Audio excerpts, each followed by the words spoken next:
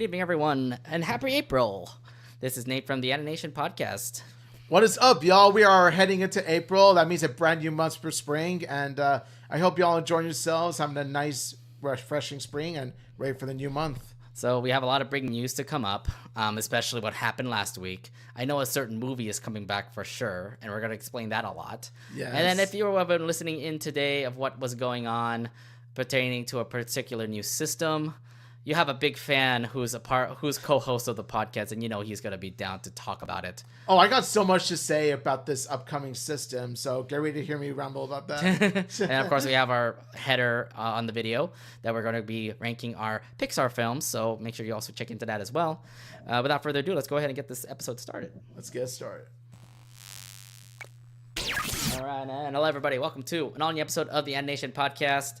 It is April, and man, I don't know what, but it feels like time has been flying by really fast here. I know. What is up, Anination World? How y'all doing? And yeah, we're in the month of April, and yeah, we are starting to. I think we're at the end of the first quarter of 2025. We're just entering the second quarter. Yeah, January through March. That was pretty much 3 months in. April has just started. By the way, did you get fooled yesterday? Were there any April Fool's jokes that kind of tricked you? You know, now April Fool's, of course, is the year of jokes and pranks. But you know, everybody's been taking like advantage of that, right? But the surprising thing is that there haven't been much jokes or pranks that come across. Yeah, there were some. Like, I think some people were teasing about the whole Rick and Morty season 8 that now got said that it actually is a real thing. What other practical jokes did come up? GameStop had like this one person start making covers for all the video games, and I thought that was really funny. It was like a class action move from GameStop to do that. There was also like I know a lot of social media sites have been putting up like their jokes. For example, like Hazbin Hotel and Velma were gonna collaborate. Oh, and I'm gosh. like, when I saw that, I'm like, no, you're not fooling me, asshole. You're not fooling me because of the fact that Hazbin Hotel comes from Prime Video, Velma comes from Warner Brothers. Also, there was also that talk about Hazbin Hotel and Hell of a Boss making a crossover thing, and I was thinking, okay, that could be real, but at the same time, I also realized it was April 1st, so it's like, I'm taking it with a grain of salt now, boys. I don't think this is right. See, at least that makes sense because it's Vivzy Pop. Yeah. At least that makes sense. But I'm like, that one I could believe. No, I mean, I don't think it's gonna happen either. But yeah, there's a bunch of jokes here and there, but then again, it was just all April Fools yesterday. I didn't really see that much of it because I was out all day yesterday. I actually didn't go to work yesterday because I had PTO. I see. Because my dad came over actually from the Philippines and took a day with him. Oh yeah, that's really nice. That's nice of you. Yeah, so I didn't really celebrate April Fool's Day. Yeah. In terms of April 1st, I'm gonna be real with you. This April 1st has been very low key in comparison to the past April Fool's days. Now, what did you do for that April Fool's? Usually what I do in the past April Fools is that I would pretend to be another character on Discord. Oh, really? Pretend to be a fictional character. I remember pretending to be Luann on Twitter or Instagram or something like that. I just remember doing it for the fan page of the Loud House, but we're kind of like slowly retiring it, honestly. Yeah. So, but no, I mean, no, I didn't really do much when it comes to April Fool's Day. I was just busy all day yesterday. So, yeah. So besides that, how was your weekend? So my weekend, now of course we got to talk about the weekend because we did something awesome together on Saturday. I should put up some pictures about what happened last Saturday because we went to San Francisco, the big city over there, and we checked out, if you're a big fan of Persona 3, 4, or 5, whatever kind of music was in the Persona series, one of the singers was actually there in the San Francisco. And we watched the Lotus Juice perform. With Raj Ramaya. And if you don't know, both of them have contributed to anime. Raj Ramaya definitely for Cowboy Bebop and Wolf's Rain. I didn't know that he was going to sing that Wolf Rain song. And I'm like, dude. Well, this is retro as shit, though. It's like 2000. Like, what the hell? Yeah, the two make some really banger covers. And they put on a really great show. Yeah, and then, but the Lotus Juice, everyone knows about Lotus Juice. Like, he does his own rap songs here and there, but everyone knows him from the Persona 3 franchise. If you play Persona 3 Reload, he has remixed his songs, and he did perform most of those songs in the concert that we went to. Not only were there Persona 3 songs that he performed for, but it's also a variety of other songs, such as that one for JoJo's Bizarre Adventure. Yeah, that one we too. We did the JoJo pose. Yeah, he did the whole JoJo pose. And also... And then everyone was just like freaking out when he did the JoJo pose too. And also that one song where it's spin the world around and around. Yeah, that one I forgot where he got that from. I think it's one of his first album songs or something. Yeah. I remember hearing that. I just remember Lotus Juice was definitely one of his best songs. The point is, it's a nice mixture of Persona 3, bit of JoJo's, and some of his own. Remember, he also did Persona 4 Dance All Night, so remember we heard Backside of TV? Yeah, we heard the Backside of TV remix. The Lotus Juice remix, and I'm like, dude, yes, I forgot about that. The moment I heard Backside of TV, I'm thinking, oh, well, we're going to Persona 4. We're going into the TV now? Yeah. We're going to meet Teddy. Oh, no. No, but yeah, I mean, like, the show was awesome. I met some, my friends also did come along as well, including my friend from the CaliCon blogcast, who also came from, like, 3 hours over to come here to San Francisco to watch the show as well. We had a fun time out in San Francisco, went to Japantown, which is under construction, unfortunately. We couldn't be able to see the pagoda. But we were able to actually go check out like what Japantown has. So they had like Kinokuniya, which you want to buy your manga from. We did get some good coffee over there as well, and the gachapon machines. Yes. I want to do a bit of show and tell if you don't mind. I like to do some show and tell. Sure. I want to show them what I got bring for my gachas. stuff. I didn't even bring my stuff for what Lotus Juice signed or anything. However, you can describe it like what exact. No, just go ahead and do it. So the gachas that I got were there's this one Super Mario gacha, and here you can't see it well because it's tiny, but it's a bomb one. And it's like light blue. It's a keychain, isn't it? It's a keychain, yeah. Nice. And also there's this Aqua and Ruby one from Oshinoko. You know, I was kind of wondering if you're gonna pull more. You know, it is only $10, but you could pull more. I wanted to limit myself to 3 because I wanted to save up money for more to come in SF, and also Okarun the ultimate form of Okarun, yeah. Oh yeah, ultimate form. This is where it's his final form. So yeah, you don't want to mess. I remember I pulled Ram from ReZero, and then I also put Momo from that same Dadaran set. Yeah, and I forgot the last one that I pulled. I forgot. I said something Oshinoko, but I forgot about what I pulled. But... No. It was Spy Family. It was Spy Family. It was Spike's Family. And I ended up getting Becky. Yeah, I ended up getting. Oh, you got Becky. You told me. Yeah. And also I want to show you. We went for a meet and greet with Lotus Juice after the show. Yeah, we did. And he signed my Persona 3 Reload cover. Yeah, you can barely see the Lotus Juice though. It was like signed in the bottom though. Can you? I mean, you could barely see it like by squinting or something because yeah, you're right. I see the Lotus. Yes. Yeah, I wish they actually had silver. Like I wish they had silver. I think they were done. Yeah, I did the same. No, I had him do the same thing at the bottom of my PQ2 cover. Yeah, because you brought the PQ cover. Yeah, so. I put the PQ2 cover, and he signed it at the bottom as well. But it was a big pen or something like that. What I hated about that whole wait was the fact that we had to wait like an hour to get to see Lotus Juice. Yeah, apparently the meet and greet tickets have been like selling like high, like the hotcakes. They were selling so high that apparently we had to wait about that length of time. Like you said, it was a long wait, but it was worth it. Oh yeah, it was definitely worth it because like people were always like, well, the thing is that it's a meet and greet, so I was thinking like, oh, it's just gonna be like a few minutes. No, a lot of people actually took their time to talk to Lotus Juice, get things signed, and get a picture. Because, like, I remember my conversation with Lotus Juice. I told him, like, the last time I saw him was at Animation on Display back in Santa Clara. And then he told me about, like, oh, I wish you could tour more areas. Because San Francisco was actually his last show before he had to go back to Japan. Because his visa was going to expire. So after a couple months in Japan, he'll come back to the States. He's going to start making a tour. And he even recommended, like, locations. I told him LA is always fun because, Anime X was there. But a lot of people are always loving it there. And then he even said, why not? Well, how about Sacramento? And I'm like, whoa. Sacramento's a great place. It's just that I told them like there are gonna be a lot of fans there. I mean, there's a big convention that happens there called Sac Anime, and there's a lot of Persona fans there. I would imagine they would also come out there to watch you. So yeah, it all depends on which exact conventions have the most Persona hype, and I would imagine Sac Anime having it. But I'm saying LA is not a bad choice either. LA is definitely a big choice for him. I would imagine he would probably put it on his like tour list.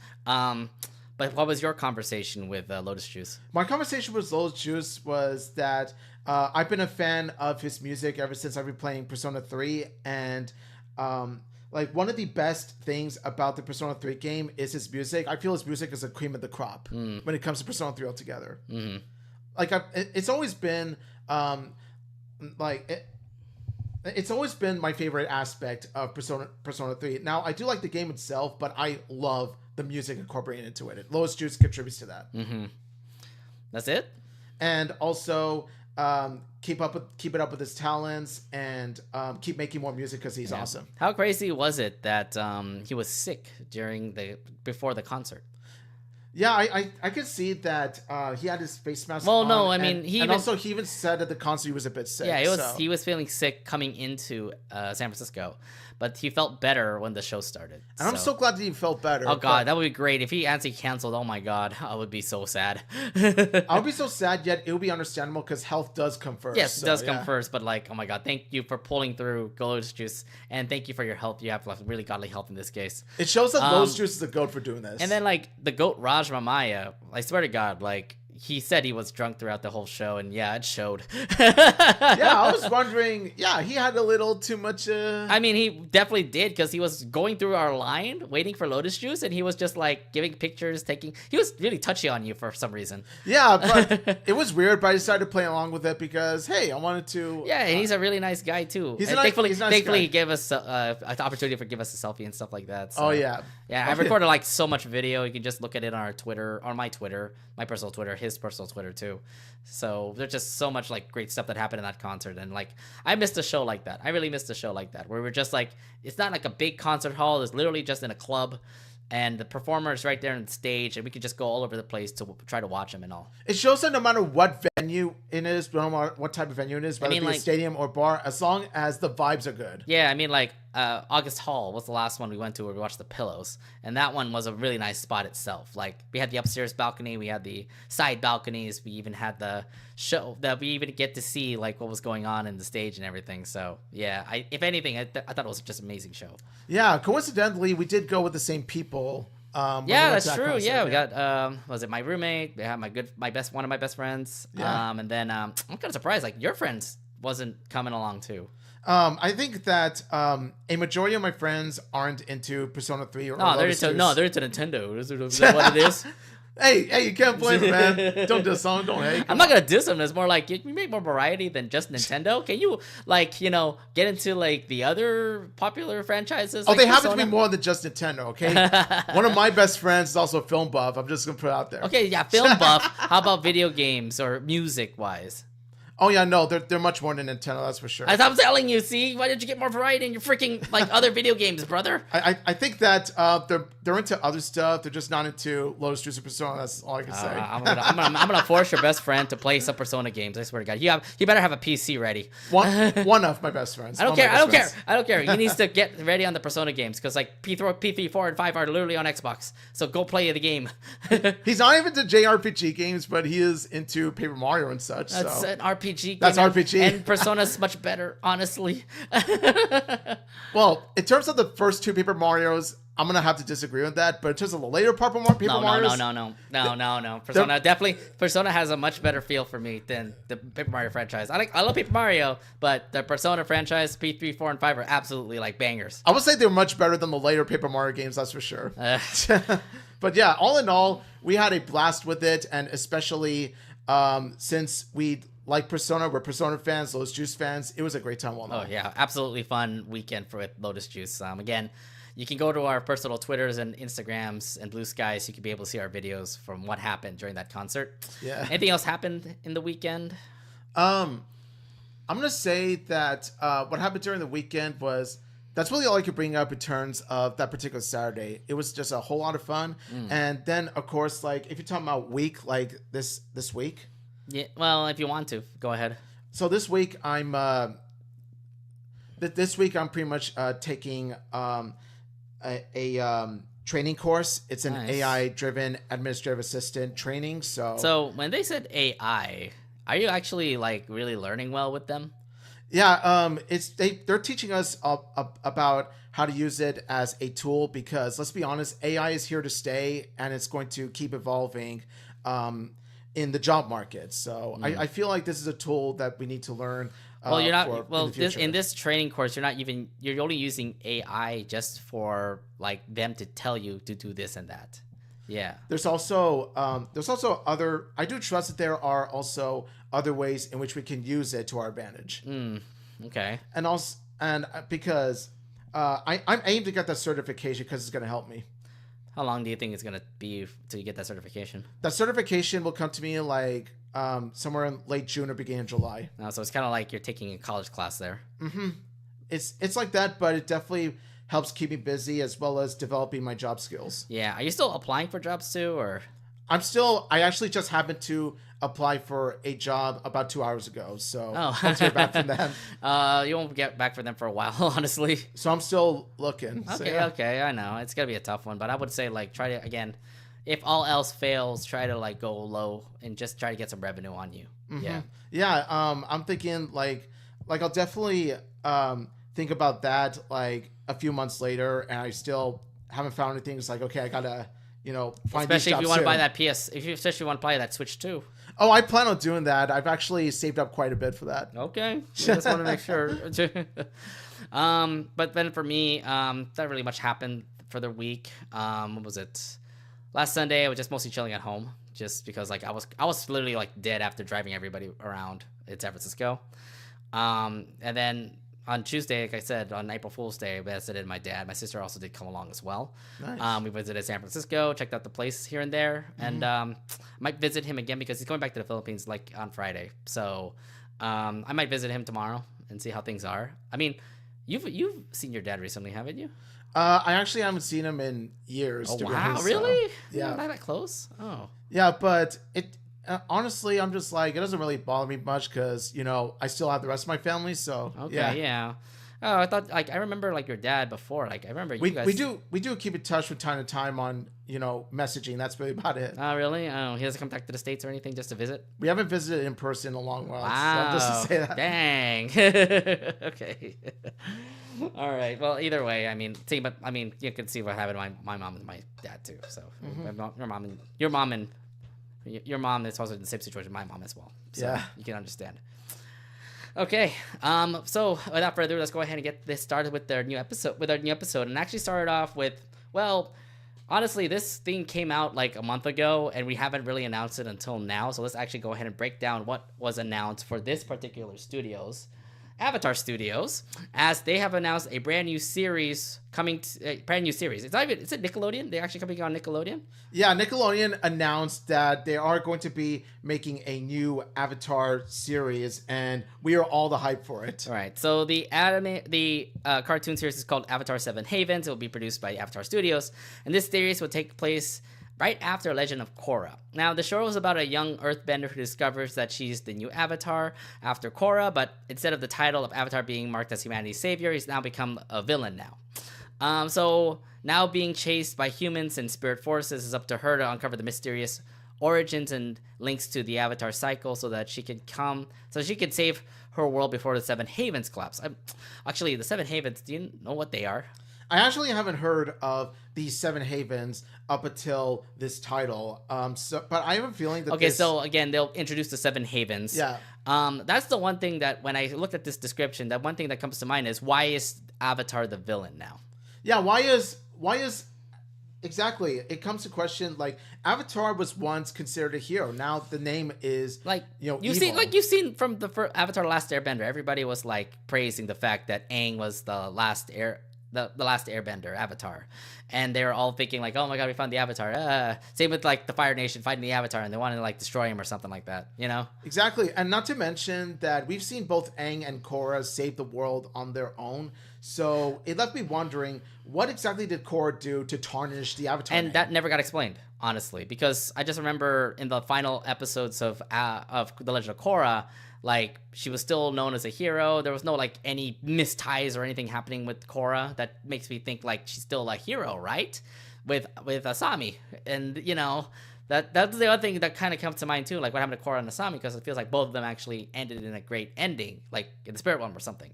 Exactly, and not to mention, Korra has saved the world from Zahir, Kuvira. If it weren't for Korra, then Kuvira and Zahir would have taken over. They would have had their way. Yeah, So, again, I'm just like kind of interested in the fact that like now that we really pretty much flipped the script when it comes to the Avatar now. If the fact that they're actually being the enemy now, like what, Village Destroyer is what they're called now, like I don't get it. Like they never explained it. Like we just had a satisfying ending from The Legend of Korra, and now you're just gonna come into Seven Havens and you're thinking, uh-oh, now the Avatar is a bit bad. I think it's because this is going to probably and this is just speculation here. This is probably going to take place 700 years after Legend of Korra, whereas Legend of Korra took place 700 years after Last Airbender. That's just my speculation. And maybe there's an Avatar before Legend. I mean, is this next person the next Avatar? Is that what we're gonna be judging here? I feel like this next person, like this next protagonist, is going to be the next Avatar. Sure. So she's the next Avatar. Yeah. Yeah. So again, that's a lot of questions when you come into the show. So again, we're gonna be a little bit confused about what will happen. Something tells me like when we first come into the first episode, we're going to immediately see, oh, the Avatar's a bad person. Ooh. I think that they're leaving certain details untold. Like they're leaving out certain details because Avatar 7 Havens is going to have the answer to all these questions. Like, you know, what has Korra done to tarnish the name of the Avatar? How bad did Korra screw up? Was it intentionally? I don't even know. Like, you don't even see, like, Korra getting screwing up anywhere. Like... Or maybe... You're making me think that Korra's a bad girl now. Or it doesn't have to be that Korra is, you know, like purposely being bad, but it's more along the lines of she accidentally or unintentionally screwed up in a big way that affected millions of people, and Korra feels bad about it. I don't know, man. I mean, I remembered her as just the Avatar. She's the hero, and everybody like respected her and all that jazz. And now I don't know what happens next, because I just remember like it ended there, and then there was nothing happening after that. So like what happens between Korra and this new girl is going to be like, uh-oh, Korra did something bad. Oh, the Avatar name got tarnished. Like, then she passes away, and then the next Avatar comes up, and like, uh-oh, now we're gonna hate her because she's an Avatar and she knows all the 4 elements.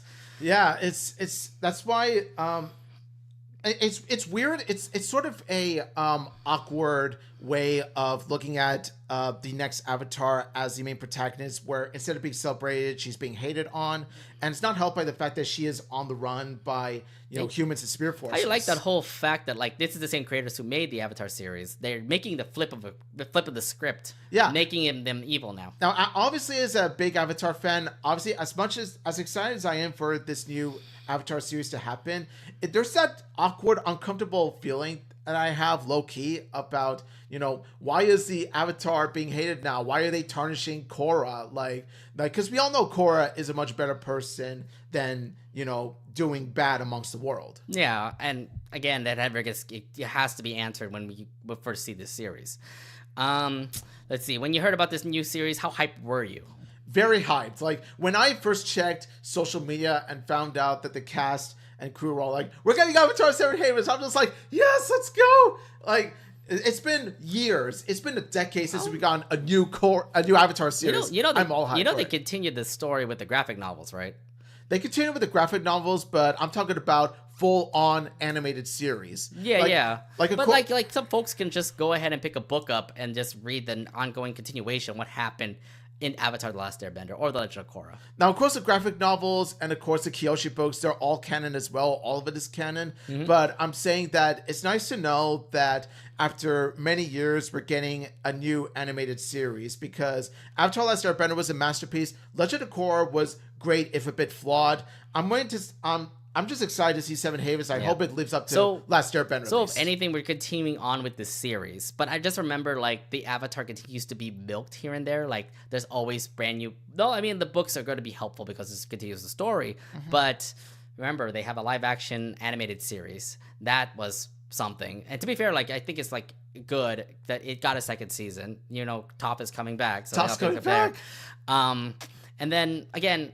now with this new series, now I'm going to be excited for it because I love both series, Legend of Korra and Avatar: The Last Airbender. Now I'm kind of wondering how Seven Havens will go with this new storyline that's happening, where there's Seven Havens, a new Avatar. What other things are going to be happening? Because I remember, like, when we watched Legend of Korra, there was references to Avatar: The Last Airbender. Now, with this new series, Seven Havens, are we going to have references to Legend of Korra now? Because something tells me, like, if this new Avatar is coming in, there are probably going to be some reminiscences of Korra, right? Well, obviously, other than Korra herself be tied into the story for obvious reasons, you can expect that there will be a good chunk of Legend of Korra references. As much references as Korra had for Last Airbender. And there'll be some Last Airbender references in Seven Havens here and there. Yeah, and it's just going to excite me a little bit because I feel like, you know, they did it before in Legend of Korra where you did see an older version of the crew, where you get to see Korra, what was it? So you get to see Aang, you get to see Aang, you get to see Old Lady Toph. You even say Toph too, who's freaking like old herself, and she still has the wit. She still has a spunk. She still has the spunk and everything. I'm just saying, like, you know, there could be a chance you might see a younger, what was it? One of Tenzin's kids or something. You know, maybe she's gonna get a little bit older, and he's probably gonna teach the Avatar what to do. Oh yeah, you're gonna see old Tenzin in this, like, you know, Grandpa Tenzin or something. I know. I mean. I love the fact that Avatar's continuing on to do well this series, and I'm just hoping, because Nickelodeon continues to like milk franchises here and there, like they do a really good job, because Avatar was an absolutely beloved franchise. It just continues to rock Nickelodeon, but like I know SpongeBob is still the main thing for Nickelodeon. The main cow. Yeah, the main cow for Nickelodeon, along with the Loud House and TMNT. So. But Avatar: Last Airbender, I feel like they need to really make sure it's good. Yeah. So I don't even know we don't even know when the series comes out yet. Like, Avatar is the only cow from Nickelodeon that I'm okay with Nickelodeon milking on, because their content 9 times out of 10 is superb. Yeah, I think they're gonna do well. My thing right now is we don't know when it'll come out. Because it is going to be a series where it's going to be split into 2 seasons of 26 episodes, so 13 episodes each, but we don't have a date. Yeah, and I'm thinking 26 episodes, that's it? Because didn't Last Airbender Korra have more episodes than 26? I would imagine they probably got called up for more seasons. So, like, maybe, for example, like, Nickelodeon will probably say, hey, this show is doing well, like, give you another season. Now, continue your story from there, you know? We can only hope.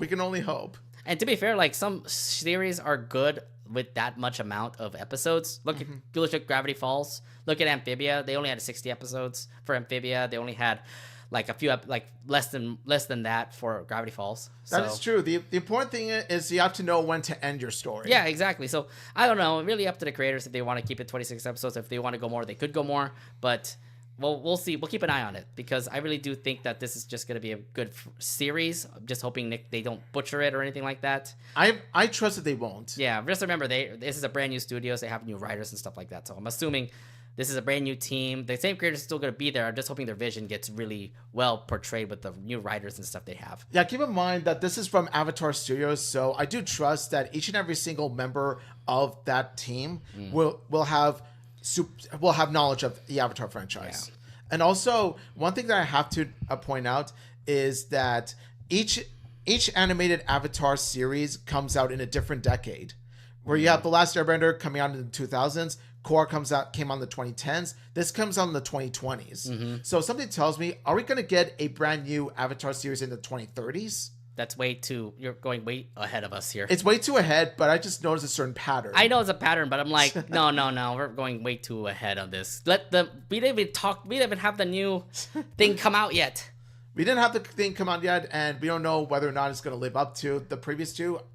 Chances are they will. I'm just saying, let's not push ourselves into thinking we're going to have a brand new series in 2030s. You're right. We got to enjoy what we got. Yeah, exactly. Just calm down, brother. It's the eagerness. It's the eagerness. Yeah, please. Okay. Anyways, for those who are interested, this new Avatar series, Seven Havens, will be coming out on Nickelodeon. We don't know when, though, but it is currently in production in Avatar Studios. Yeah, so we got to keep an eye on the release date. We got to keep an eye on the trailer. Got to keep an eye on more information. Indeed. All right, so let's actually move on to this bit of particular news, and I'm pretty sure all of you are going to be happy about this because we did a freaking full episode about what happened to this movie, and it's good to know that this movie is saved. And that is Coyote versus Acme. It is saved, ladies and gentlemen. It is saved. Relief! Coyote versus Acme! Oh, it took you. It turns out they did. Oh, Eric Bowser, it took you like 6 months to finally get that. It turns out they actually did, and we couldn't be happier as animation fans, as Looney Tunes fans. This is where we all come together to celebrate. Now, I have to give a shout out to that Coyote that was doing the release. That was literally in a Coyote costume outside in the rain doing the release Coyote vs. Acme thing. I think you also also helped out a bit there. Not all heroes wear capes, but some heroes wear a full-on Coyote costume. Yeah. I mean, I was just like, I remember people saying, like, retweeting it and just saying, like, you got to thank this guy. You got to thank this guy who just wait out in the rain doing the release thing right outside Warner Bros. Studios. Our heart goes... We salute you, good sir. We salute you. We salute all him and all the fans out there because yes, Coyote vs. Acme is going to have a theatrical release. That news came out this week where Ketchup Entertainment, who made The Day the Earth Blew Up, the newest Looney Tunes movie that came out in theaters, they bought it and it's all pretty much done. Like they bought it from Warner Brothers. Coyote vs. Acme is now into their hands and they're going to do a theatrical release. Yes, and we couldn't be happier for it because, this has been a long time coming because Coyote vs. Acme has been through so much, from getting shelved, to getting delayed, to like getting almost canceled. Like this movie's been through so much. Well, here's the thing: it was shelved, so Warner Brothers just pretty much owns it and it just says like, hey, we're just gonna keep it aside and just like use it for tax write-offs and stuff like that.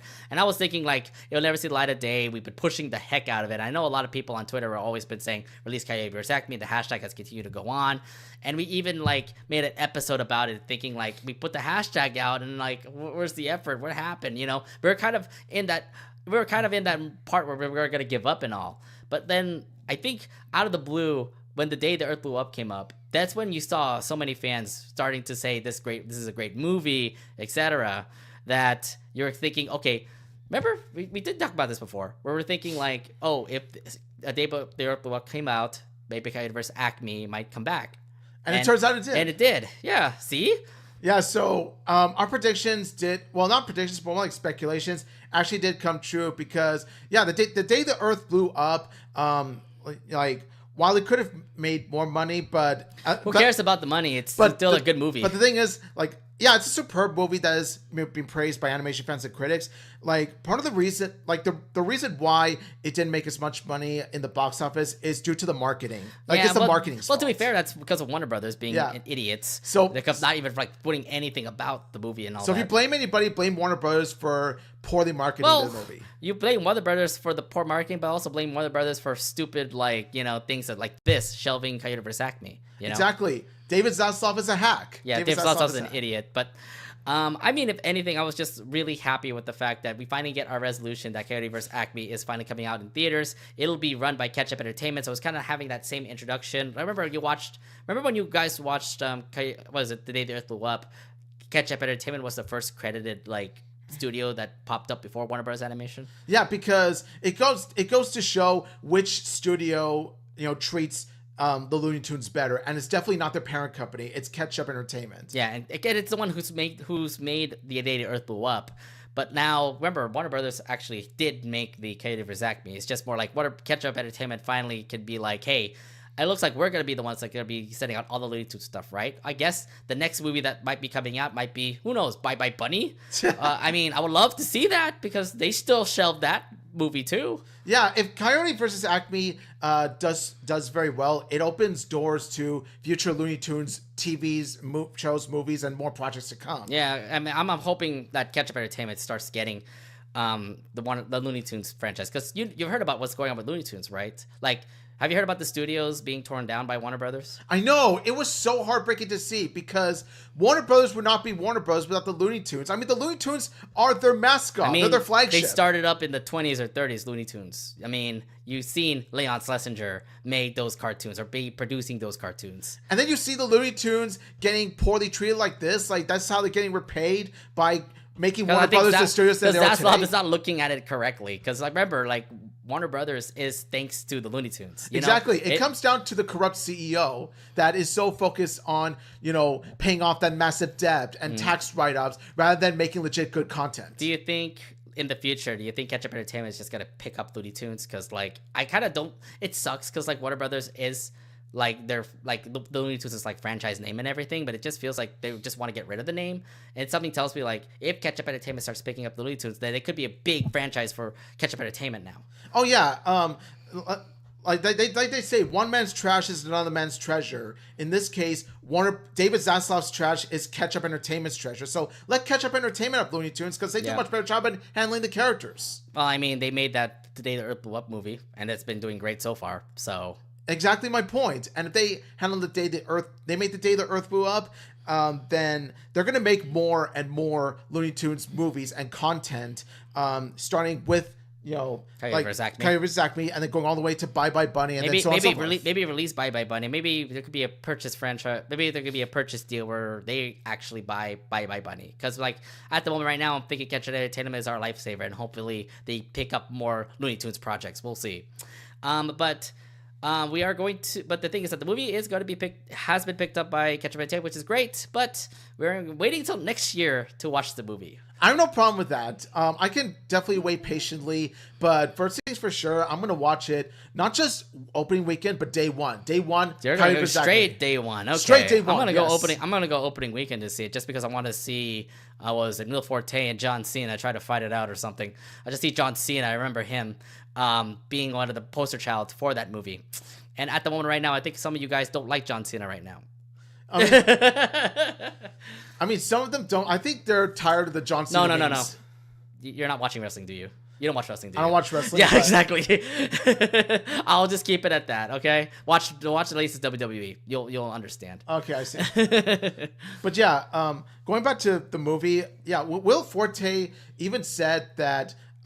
We even heard some acclaim about the movie from the cast and crew, and it's not just because they're part of the movie. They legit hold this movie dear to their hearts, especially Will Forte. Will Forte's passionate about. Yeah, because he loved his role in it, because he was like the Coyote's like dumb lawyer or something.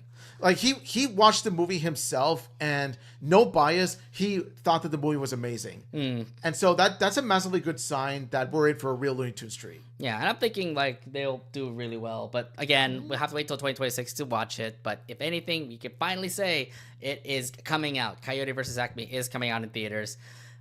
Thank God that it is out of Warner Brothers' hands. Like, thank you. Yes, it's in the right hands now. What else can I say? Thank you, Ketchup Entertainment, for bringing this movie out. It's in the right hands now, and we do trust that Ketchup Entertainment will definitely handle this movie very well, just like they did with the previous Looney Tunes film. Yep.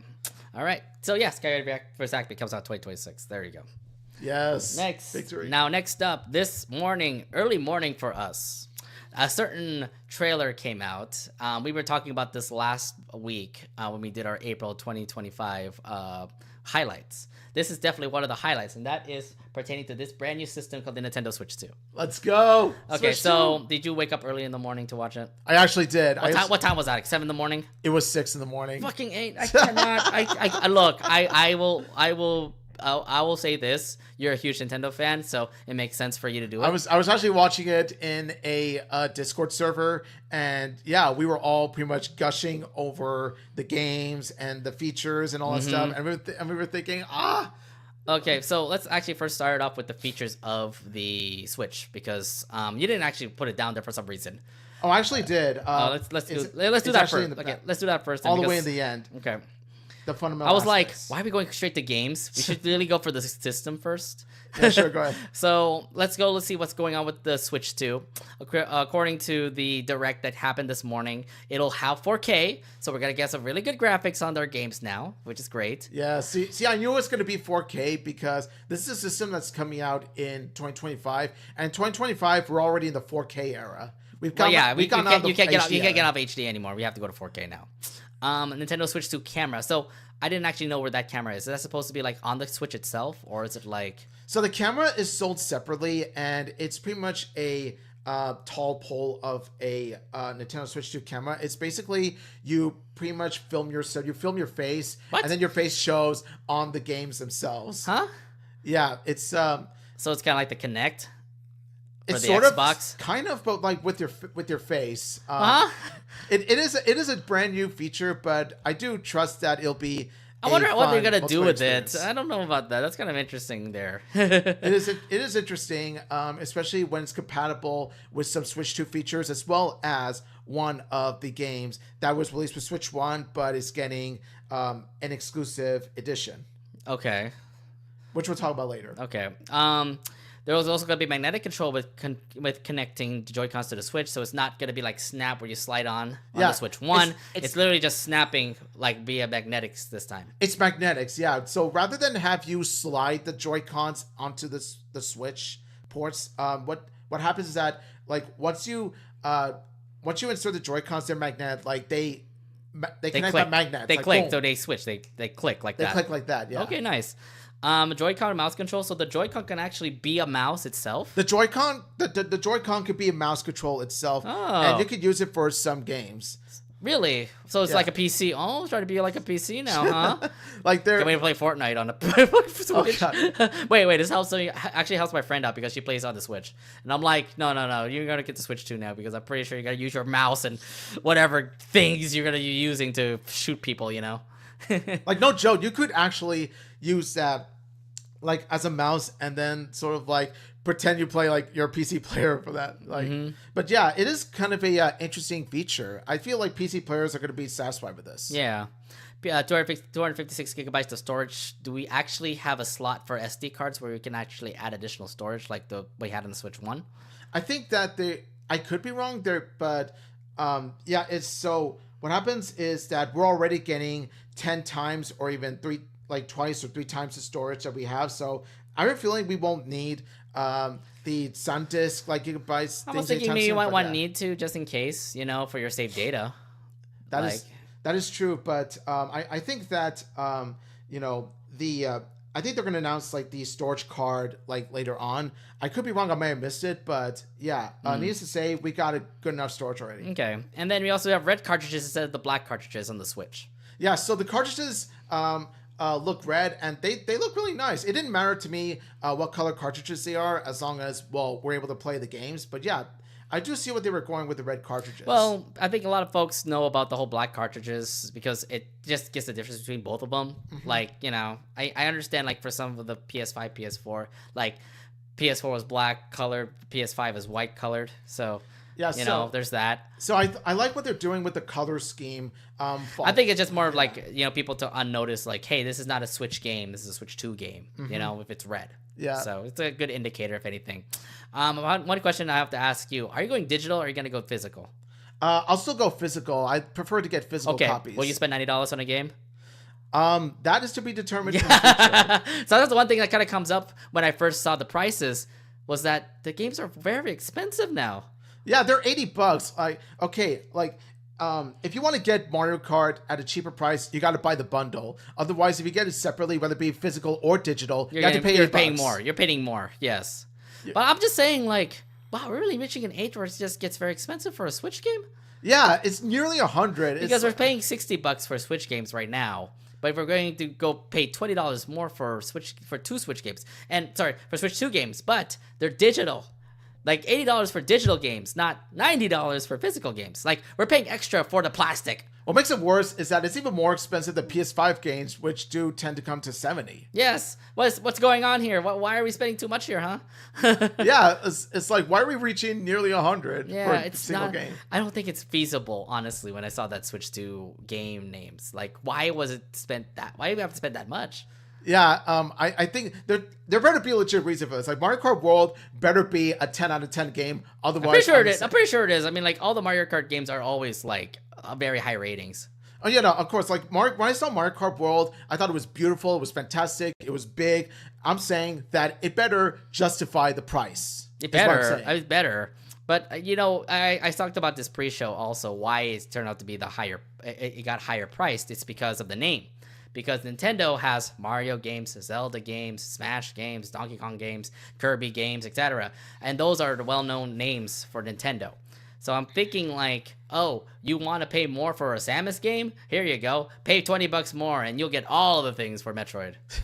Yeah, I think it's because like it's the next gen Nintendo, so they want to mark their prices up. I'm just like, you're marking them a bit too up. It's a little way high to me. It's a bit way too high. Yeah. So again, that's kind of a big turn off for me, honestly, when I saw the price of the games. But the thing is that what games are coming out for the Switch? So let's actually go straight to it. And I think this game comes out. This game will come out when it first comes out on the release date. We're going to explain that later. But when it comes on the release date, this game is going to be the first one to come out. That'll be Mario Kart World. Let's go. This Mario Kart is going to be a little bit different because now you have 24 drivers to be in this. 24 drivers now instead of the usual 12. Instead of the usual 12, you got twice as much racers going around the same course, and it's just like, oh my god, yes, they're maximizing it. And so it tells me like all the courses. I mean, obviously some classic courses are going to come back for this franchise, but they're all new. Like I saw all the courses and I'm like, these are not familiar. These are not the familiar courses that I've seen before. Yeah, most of them aren't. Although I did spy a little Koopa Troopa Beach being announced. Like, okay, but then again, those are classic ones. They're always going to bring back the classic ones. Yeah, so they're going to be mostly new, but there are going to be some classics here and there. Yeah, so they have a classic ones coming out. So yeah, 24 drivers are going to drive. We get to see characters riding carts, motorcycles, cars, boats, snowmobiles, and planes. So it's not just cars, motorcycles, and no, it's not cars and motorcycles anymore. It's literally all kinds of vehicles now. Well, it got me thinking of Diddy Kong Racing. Like, I feel like this game definitely took a page out of Diddy Kong Racing's book and made it so that you could ride all kinds of vehicles. Yeah, but isn't it supposed to be like, I guess it's gotta like Diddy Kong Racing, right? It's sort of like it kind of does that just because like if you're gonna go for like plane, is it gonna be the fastest route to get around this course? Is it the car better? Is the water mobile better? Yeah, I like that they're taking that route because it really does show like they're expanding upon Mario Kart as much as they can to make it the biggest and best Mario Kart that we've gotten, and I'm excited for it. Yeah, for sure. 2 brand new modes for this game, including Knockout Tour. It is an elimination battle royale style where you have to be the last driver standing. I like that one. Huh. Yeah. So say for example, you'll drive around. Let's say you drive through 24 courses, and if you're the last one out, you're out, right? Yeah. And there's also that, and also if you don't make it in the standing that is required, like let's say that this finish lap requires you to finish like 8th place or higher, and then you end up getting 9th or lower, then you get eliminated. So that's how it works. So it's kind of like let's say for example it's a Grand Prix and it's like 24 drivers, then the last 8 get eliminated or something. Yeah, right? That's how it works. Okay, that's a pretty good one. And then there's also free roam where you can actually go to each course and actually just like roam the drive. It's just that's an interesting one. Yeah, it's more like if you want to like drive around, not really racing around, but more like chill around and drive around certain courses, or if you want to drive around your friends while chilling, like free roam is the way to go. Okay, that's a pretty cool thing too. So yeah, Mario Kart World is coming out on release day. What do you think? I actually think this is going to be a day one hit for sure. Oh, yes. And you could definitely see why Mario Kart World would be the launch game. I honestly thought that Metroid Prime 4 would be the launch date because it was announced for Switch and it's going to be announced for Switch too. And I was thinking, is Metroid Prime 4 going to get the Breath of the Wild treatment where it's been released, pre-gen console and current-gen console, where Breath of the Wild was released Wii U and Switch? Is Metroid Prime 4 going to follow the same boat? And I'm thinking, and when I saw it, I was like, okay, Mario Kart World makes much more sense. We consider the fact of how many units, how many copies Mario Kart 8 got sold. Yeah. It's one of the, also, Mario Kart 8 is very popular. Mario Kart is just a very popular franchise. So one of the best selling Mario games out remember, GameCube had Melee came out for one of its first games that came out, and it turned out to be a huge hit. Everyone loved Melee. So I'm thinking they did the same route where Nintendo's saying like, hey, what's a good party game that we could all like have on release day? Mario Kart. And yeah, you've seen how great Mario Kart franchise is. Yeah, it's gonna be a big hit for sure. Absolutely. Then we also do have this new game called Donkey Kong Bonanza. It's a brand new 3D platform Donkey Kong game. So it's kind of like Donkey Kong 64, but now with better graphics and a brand new world. Donkey Kong has never looked any better. If you look at Donkey Kong and how he's designed, you'll know that he is vastly different from the previous Nintendo consoles. Like if you look at his design in this game and Mario Kart World, he's got a whole new makeover. How impressed are you with the trailer of the gameplay? Because like I think the one thing that comes to mind is like the gameplay looks fun. Like it's going back to the old roots of Donkey Kong 64. Yeah, it's we haven't had a 3D Donkey Kong game since Donkey Kong 64. Like, it's been years since we've had a 3D platform Donkey Kong game, and I'm all in for it. Yeah, I definitely am excited for that. Graphics look pretty good, as the 4K graphics as expected. So, like, you gotta crush enemies, you gotta crush rocks, you get to like go around, beat the bosses. Like, think of it like this: it has the same gameplay style as Donkey Kong 64, but mix it up with the overall concept and premise of Donkey Kong Jungle Beat, where you beat up a bunch of enemies. oh, so it's just like where you have the bongos when you had that game before. Now, so, like, remember when you used the bongos to beat up enemies? Yeah, I remember that. It's sort of like that. It's like Donkey Kong Bonanza is going the same route. Yeah, that looks pretty sick. Donkey Kong 64 has instances where you do beat up enemies, but Donkey Kong Jungle Beat takes beating up enemies to a whole new level. Again, this looks fun. I'm trying to just relate this to Donkey Kong 64, because that was like a really good fun game when I used to play it for the N64. So if it's going to be like a platformer just like Donkey Kong 64, then I'm all in for it. So I can't wait for Donkey Kong Bonanza as it comes out. As it comes out on July 17th. Yeah, so it comes out a month after its release. So yeah. And then we also did have this brand new news for the Kirby fans, because this new game Kirby Air Riders is out. It's going to be coming out for the Switch too. And it's the second Kirby Air game to be released on Nintendo ever. The first one was the Kirby Air Ride game that came out of the GameCube. Yeah, so it's been a long while since we've had a Kirby Air Ride game, and like after 22 years, we finally got it. Like over 2 decades, we finally got a successor, a sequel to the OG Kirby Air Ride game. So it's kind of like a racing game again, right, for Kirby Air Riders? Yeah, it's a racing game where it's pretty much Kirby's own Mario Kart, except instead of driving, you're flying. You're flying with the stars, yes. You're flying with the stars, and but still racing. And it's just a bunch of Kirbys just flying around. I think that's actually the one thing that kind of like got so popular, because it was a bestseller for GameCube fans, for sure. Yeah. It's just gonna be another Kirby Air Ride game, or Kirby Air Riders, and I'm assuming it's probably gonna be more courses, new characters, everyone in their star just racing around certain courses. So I think this is gonna be a fun one too. Yeah, this tells me that after Ultimate, Masahiro Sakurai was cooking something different, and it just happens to be Kirby Air Riders. It's just funny that he was on his Twitter, he put up the trailer, which is pretty cool. Yeah. So yeah, this game, Kirby Air Riders, will be coming out in 2025. We don't have a release date for it yet, but it's going to be coming out in 2025, not during the premiere day of the Switch. Speaking of GameCube, well, we actually have confirmation that GameCube games will be on the Switch too. I called it. Yes. Like I said in the predictions, like when we made our Switch 2 predictions, I knew that this was going to happen. I knew they were going to do GameCube for Nintendo Switch Online because, yeah, like what comes after N64? GameCube. Yes, and we just never have it on the Switch for some reason, but now it actually has the capabilities to actually play GameCube games on the Switch too now.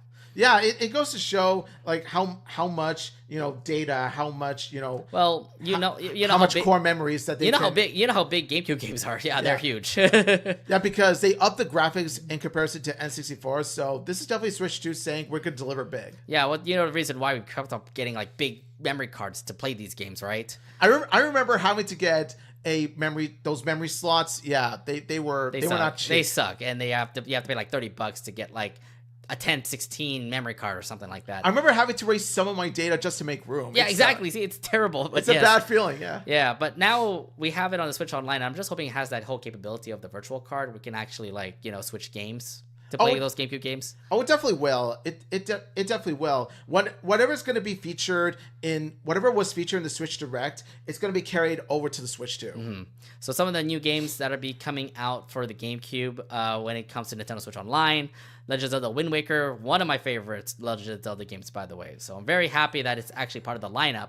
Even the first game of the GameCube, Luigi's Mansion, is also coming out for Nintendo Switch 2. Yeah, we got the very first launch date of... We got the launch game, GameCube, Luigi's Mansion. I really find it funny that Soul Calibur 2 is also coming out on premiere day for the GameCube when it comes out on the Nintendo Switch Online.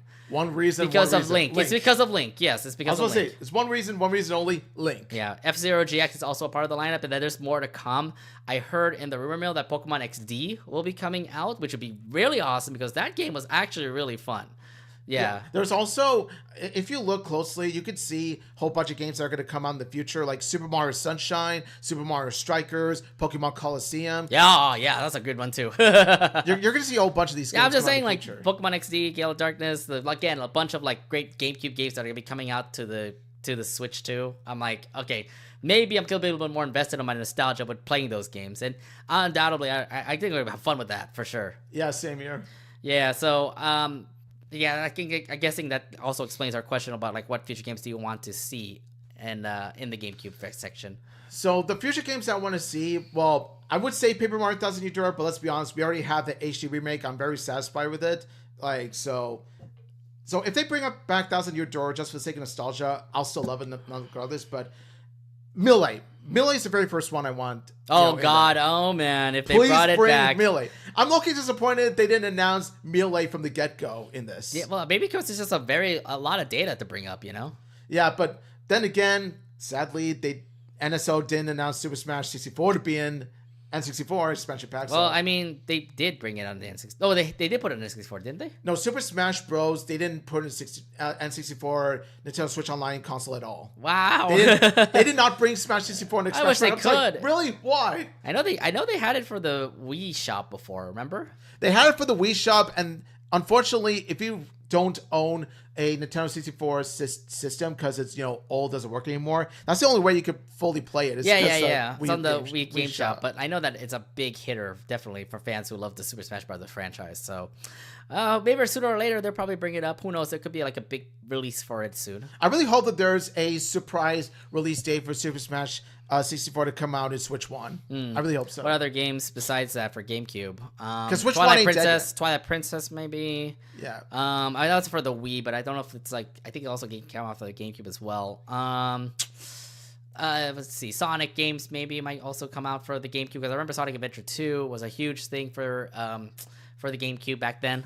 Yeah, So it was. Like, Sonic Adventure 2 was one of the biggest Sonic games ever. Maybe Mario Golf Toadstool Tour, Mario Tennis maybe as well. Mario Superstar Baseball. Oh, that was fun. Yeah, that was a fun game. I've had lots of memories playing lots of games with my brother. We used to play a lot of Mario Superstar Baseball. Yeah. Oh, I forgot the Metroid games as well. Metroid Prime was the first Metroid game on GameCube. Maybe they could bring that back. I know they did a remaster on the Switch, but maybe just the original OC fans would love that. What about the Mario Party games? Oh hell yeah, fuck yeah. Mario Party games. Yeah, please. 4 through 8. Really? No, 4 through 7. 8 was from Wii. 4 through 7 Oh, was was it on for Wii? I GameCube. thought it was actually on the GameCube too. Oh no, you're right. 4 through 7 was on GameCube. Yeah, Mario Party 4 is the most underappreciated Mario Party game. I will die on that hill. Like, it's one of the best Mario Party games. We'll see. I mean, I would love to see that. I'm pretty sure they're gonna bring it up because they did bring Mario Party 1 through 3 on the Nintendo 64. So Exactly. It's just a matter of when they're going to release it. My guess is that they're going to release a Mario Party game somewhere like mid to late 2026. yeah, we'll see how it goes, but it's gonna be a fun one.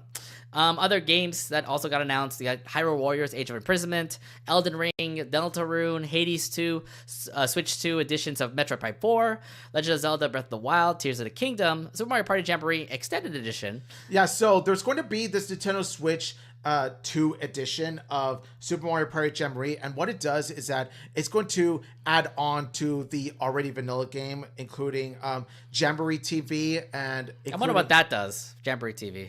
It lets you play games with the Nintendo Switch 2 webcam, in which it shows yourself hitting the blocks, playing the games. And so you're the one who's going to be doing you're all the actions. kind of the star of the show. Interesting. Okay, that's pretty sick. What other things? I know they had a new Atlas game that's also coming out on the Switch 2, but it's coming out in 2025. Again, there's a bunch of games that got announced on the Direct last week that also are going to go to the Switch 2. I saw that as well. So yeah, so the Nintendo Direct we got last week was just the appetizer to the main course, which is the Switch 2 Direct today. Yeah, and undoubtedly, I think everybody was just absolutely hyped for it because the Switch 2 looks to be impressive. And yeah, you know what's kind of funny is that we can actually get it real soon because the release date for the Switch 2 is June 5th.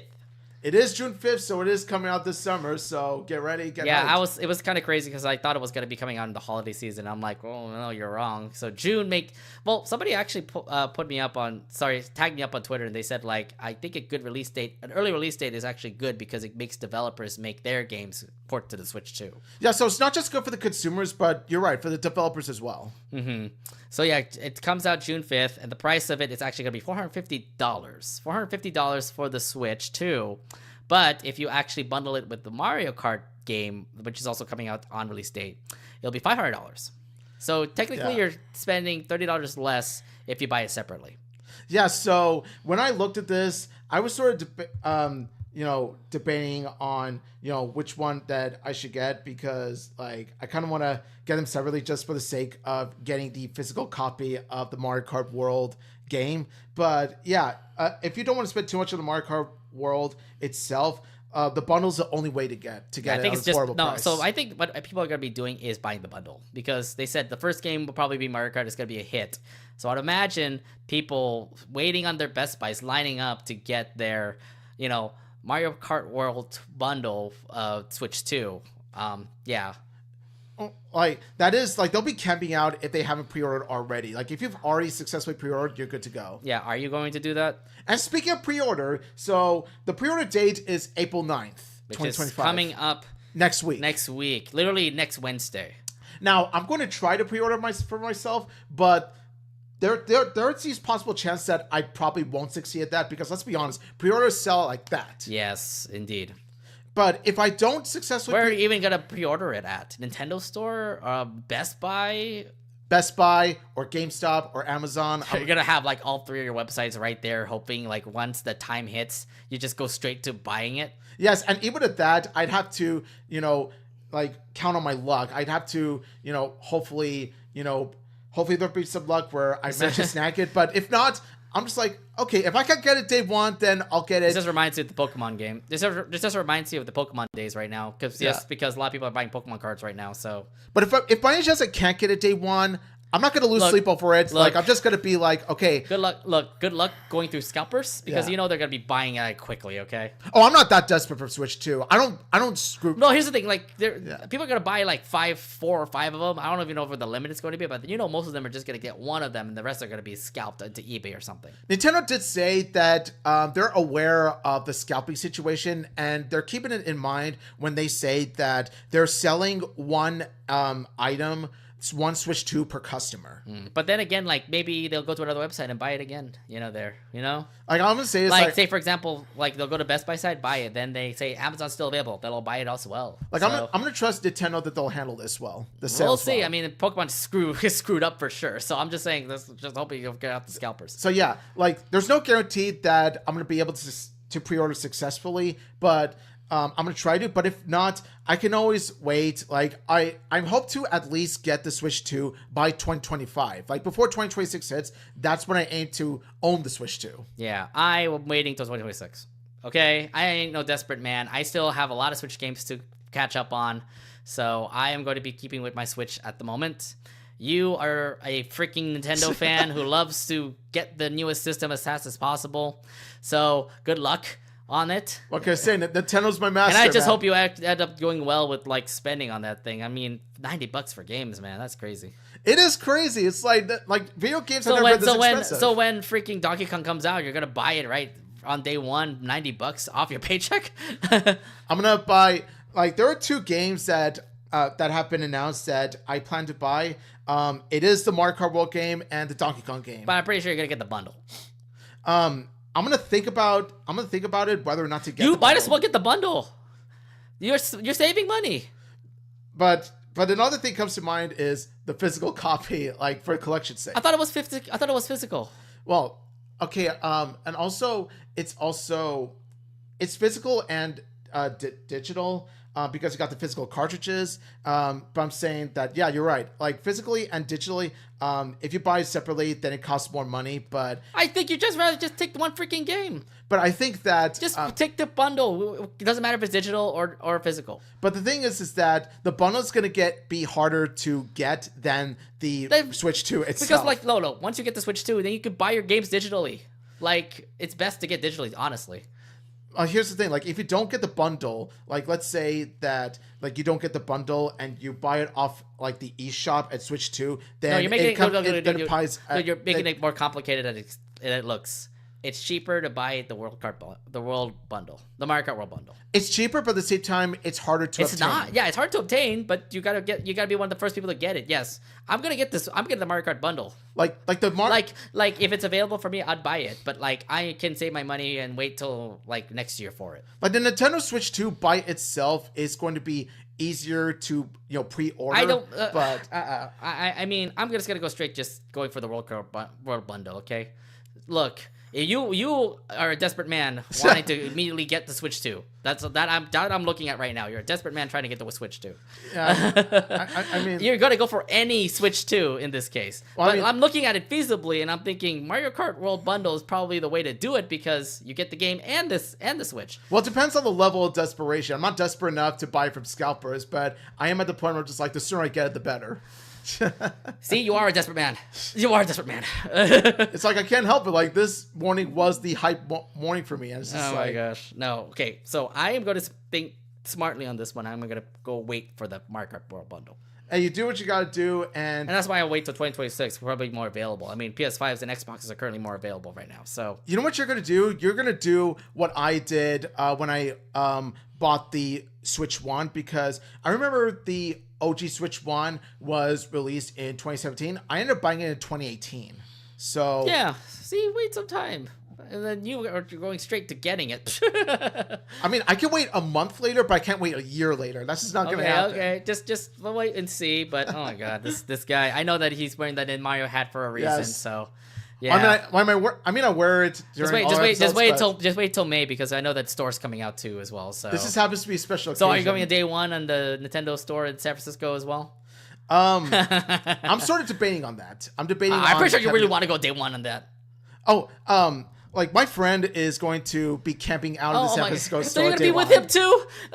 I didn't confirm. Oh yeah, you're probably gonna say yes. Oh, I'm pretty sure you're gonna say yes. I didn't confirm with him whether or not I was going yet. You're probably gonna say yes. I'm gonna put it out there. Yeah, wait till like you go to San Francisco at midnight, sleep over or something like that till it opens. Yeah, but don't bet all your money that I'm gonna say yes. I don't know. I'm just saying. It's just the way I'm kind of seeing you, a big Nintendo fan. You're probably gonna do it. Like that dude is a more dedicated Nintendo fan than I am. So yeah. I don't know. But yeah, I hope you guys love the hype of our talk when it comes to the Switch 2. This guy obviously is, so. Yes. Oh my gosh. The moment I glaze my eyes on this beautiful console as well as this game, I'm just like, we're in a new generation. Let's go. Okay, good luck with that. Anyways, just TLDR, just because we were talking a lot about this, but the Switch 2 does come out on June 5th, 2025. The price of the Switch is $450, $500 if you buy Mario Kart World on the Switch as well. And also pre-orders start on April 9th, next Wednesday. Yeah, so if you want to pre-order yourselves a new Switch 2 console, be on the lookout for pre-orders to come next week. Good luck with that, boys and girls. Yeah. I'm going to sleep. Oh, you're going to rest easy? I'm going to rest easy. You're going to be the one who's probably going to be up at like 3 a.m, refreshing your button, pressing on the thing. My eyes going to be like... Man, this guy, I swear. Okay. All right. Without further ado, let's actually go ahead and go straight to our March Madness bracket update, because we are now into the final stretch of our March Madness tournament. Like last week, we did talk to you about the Elite Eight and the matchups that happened during the Elite Eight. And now, since the week has just ended, we want to let you know about our Final Four. And what's kind of fun is that Final Four is also happening on Saturday for the NCAA March Madness for the men's. Coincidence? I'm just trying to make sure that we're also doing the same championship, just like the NCAA March Madness folks. All right, so without further ado, I do want to announce the Final Four cartoons that made it past. We're going to the semifinals here. So this is the Final Four cartoons that have made it based off your votes. So let's actually start it off with the first one that came up from the first matchup last week, and that goes to Fairly Odd Parents' New Wish. So they're in the Final Four. Let's go, FOP New Wish. Let's go. Yeah, I'm not surprised about that. They faced off against Primos, and it kind of whooped their butt. Well, yeah, for good reason. New Wish is a far superior show. Although I kind of want to give a shout out to all those that kind of want to say, quote, #renew Primos. You guys kind of like want to push that edge agenda over there, but no, Fairly Odd Parents fans were actually all over that. So let's go. So yeah, Fairly Odd Parents made it to the Final Four. The second team that made it to the Final Four is Gentry Chow versus the Underworld. It faced off against the Amazing Digital Circus and whooped their butt, actually. I was pretty surprised by that, given the fact that Amazing Digital Circus is super big hype and it has a dedicated fan base. So I was surprised to hear that. I'm really surprised about that because Digital Circus I thought would actually pull an upset against Gentry Chow, but like a lot of Gentry Chow fans out there. So congrats to them. Gentry Chow is a solid show, but in terms of popularity, Digital Circus had the upper hand. Yeah. And then the third team that come out of it, and it was a great matchup, by the way, with underdogs. But the cartoon that made it out of there in the underdog matchup was actually Invincible Fight Girl beating Hazbin Hotel. And what? I thought that was shocking to me. Are you kidding me? Like, I'm surprised and flabbergasted by this. Like, okay, Invincible Fight Girl is a good show. I'll give it that. It's a good show. But come on! Against Hazbin Hotel, which is a dedicated fan base with lots of fan art and everything. Just why? I gotta give the props out to the Hazbin Hotel fans because they beat out Arcane. That I was surprised by too. Yeah, it beat out Arcane. It was a very low ranked show, and I'm like, really that low? Nobody was really voting for Hazbin Hotel, but Invisible Fight Girl did pull it out in the end. Like I saw a lot of people voting on YouTube for Invisible Fight Girl. And I'm like, okay, this is how it goes, huh? It's just how did Arcane lose in round one? Oh wait, it's Hazbin Hotel. Never mind. Yeah, but it's Hazbin Hotel. It's just, it's tough for Arcane to get through, and I guess a lot of folks don't watch Arcane. Uncultured. I don't know. They just don't watch League of Legends, I guess. I don't know. So Invincible Fight Girl will move on to the Final Four. And then the last show that came from yesterday, it was a tough matchup between both teams, both cartoons. But out of all of the matchups, what was it? The last cartoon that will come into the Final Four is Moon Girl and Devil Dinosaur. Moon Girl magic! All right, but it was Moon Girl faced off against Craig of the Creek, and that was a tough one, honestly, because I remember some fans were Craig of the Creek fans and voted for that. Both of these shows did have their final seasons in last year, and they both ended powerfully, but I think it goes to show what kind of cartoon that you really go for. Like, if you want the action-packed, badass show, Moon Girl Devil Dinosaur. But if you want the chill slice of life Q show, Craig of the Creek's for you. Yeah, Craig of the Creek, I have to give its prop. It is a really great show. It edited really well. But Moon Girl also had its big fan base and everything. So, and I don't know what, but like in every Moon Girl episode, it has been so good. So that's what I think was like the reason why it ended up winning. Every episode of Moon Girl Devil Dinosaur has been so powerful. So epic. Yeah. And now this leads up to the Final Four matchups. We have our matchups here, by the way. These are your Final Four matchups. It all starts on Thursday. Actually, yeah, it does start tomorrow with Fairly Odd Parents taking on Moon Girl and Devil Dinosaur. Yeah, so in terms of these Final Four matchups, I got to say, there were some that I was surprised by more than others, but I do congratulate all four of these. Yeah, all four of them actually all exceeded really well. They made it through the big gauntlet of like big cartoons that came through, and in the end, these are the Final Four.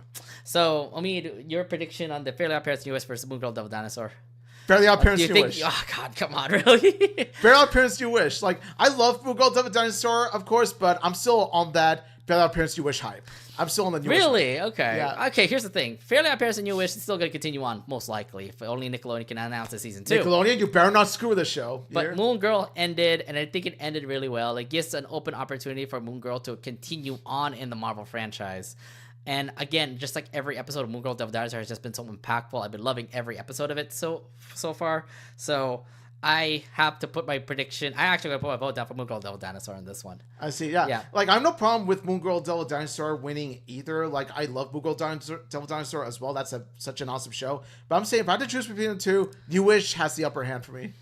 Yeah. And then we have the last matchup, which will come out on Friday. It is Gentry Chow versus the Underworld against Invincible Fight Girl.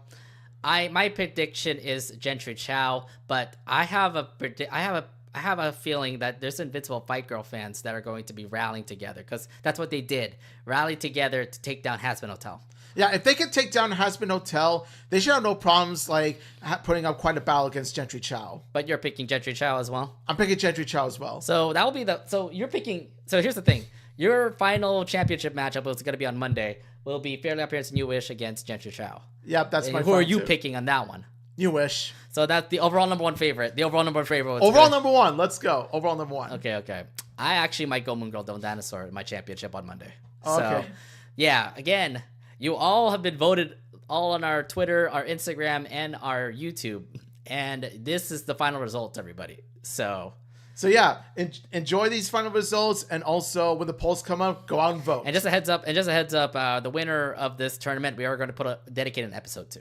So yes. So whoever wins, we're going to have to actually do an edit episode related to Fairlight Person You Wish, or Gentry Chow, or Moon Girl Devil Dinosaur. Like, that's the grand prize. That's the grand prize. We have an episode. We'll have a dedicated episode for that particular cartoon. And somebody tells me if Invincible White Girl wins, we have to watch that show now. Yeah, we're going to have to binge on it before the next week or two. Well, I mean, sure. well, again, we'll do it in the future. We're not going to do it like right when the championship ends. Okay. Right. But yes, nonetheless, please vote on our tournament. It's on Instagram, Twitter, and YouTube. The polls will be coming out starting tomorrow with the first matchup with Fairlight Person You Wish against Moon Girl Devil Dinosaur. So again, get on those. Make sure you follow us on our socials so you be able to vote on those polls. Because democracy rules. Because it's going to be a big one for sure. Democracy rules. Let's go. Why do you always say that? because voting is democracy right there. Okay. All right. Now, without further ado, let's go on to our main subject. Let's talk about Pixar. Pixar has just been a really amazing, movie franchise for a while. I mean, ever since the 1990s, they started making Toy Story, and that became their well-known franchise that have pretty much put themselves in the name of animation. And ever since then, they started making amazing animated movies, from Up to Inside Out to Ratatouille. The list goes on. Mm-hmm. Yeah, so it's no surprise, given the fact that we've been big Pixar fans ever since we were kids. We've been watching a majority of films. You might say a majority. There are some that I actually haven't seen. Honestly, like, I'm being honest here. I haven't seen actually all of the Pixar films today. You haven't, but you've watched most of them. I watched most of them, yeah, but for real, I haven't actually watched it. Yeah, so of course, what we love about Pixar films is, of course, they have content that both kids and adults can enjoy, as well as their breathtaking computer animation. I think the thing is that when the 90s came, that was like a fresh breath of air for animation with the new CGI that came out. And ever since then, other animation companies try to do their own CGI. Like DreamWorks came up next, and Sony Pictures Animation, Illumination. Yeah, the first Toy Story was a real game changer in terms of the animation industry, for sure. Right. So I'm just saying, like, because if it wasn't for Pixar, we wouldn't have gotten those like really amazing like animated cartoons. Yeah, we wouldn't have gotten films like Shrek or Despicable Me or anything like that. Exactly. Now, today we're going to do, like we always do, and actually do a Tiermaker episode with the Pixar films today. Without further ado, let's go ahead and get that going. Let me bring up the website here. Sorry, I just need to go to... Yeah, I didn't actually start the whole thing here. My bad. Oops. Oh, this Tiermaker. Computer's always slow. You have the website right on there. I actually have the website on the top. Well, here's the thing. That's not connected to the TV. Okay, yeah, that's true. But we can always find the link in the document. Yeah, that's what I'm doing right now. So let me get that going. Well, you, on the other hand, fans, you guys be able to see it right now. So that's not their Tiermaker list. This is our Tiermaker list. There we go. Why is this very slow? Oh, it's blocked? What? Yeah, I'm gonna say this is just a document, guys. Yeah.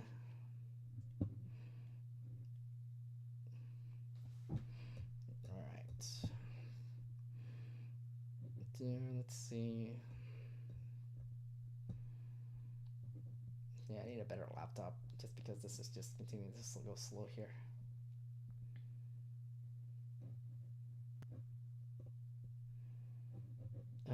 Come on. There we go.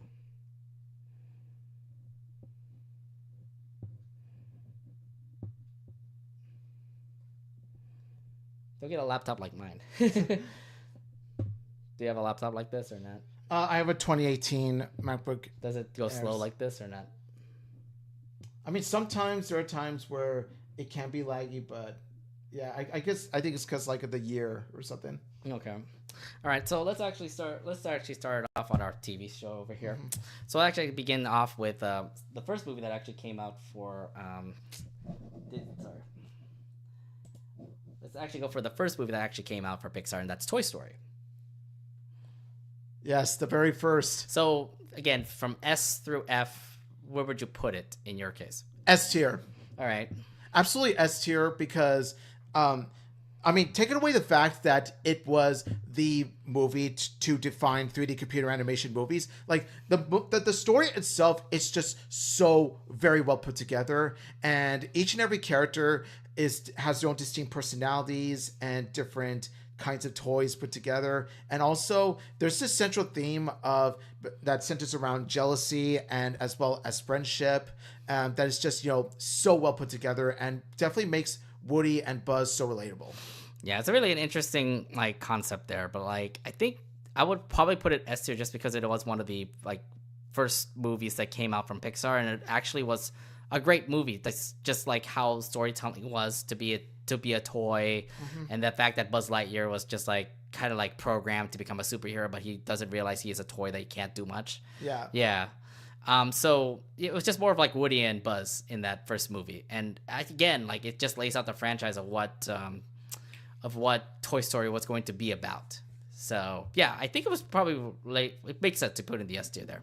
Yeah, they definitely start out strong, that's for sure, and there'll be much more to come after that. Okay, next up, A Bug's Life. A Bug's Life, I'm gonna have to say somewhere around an A- to a B+.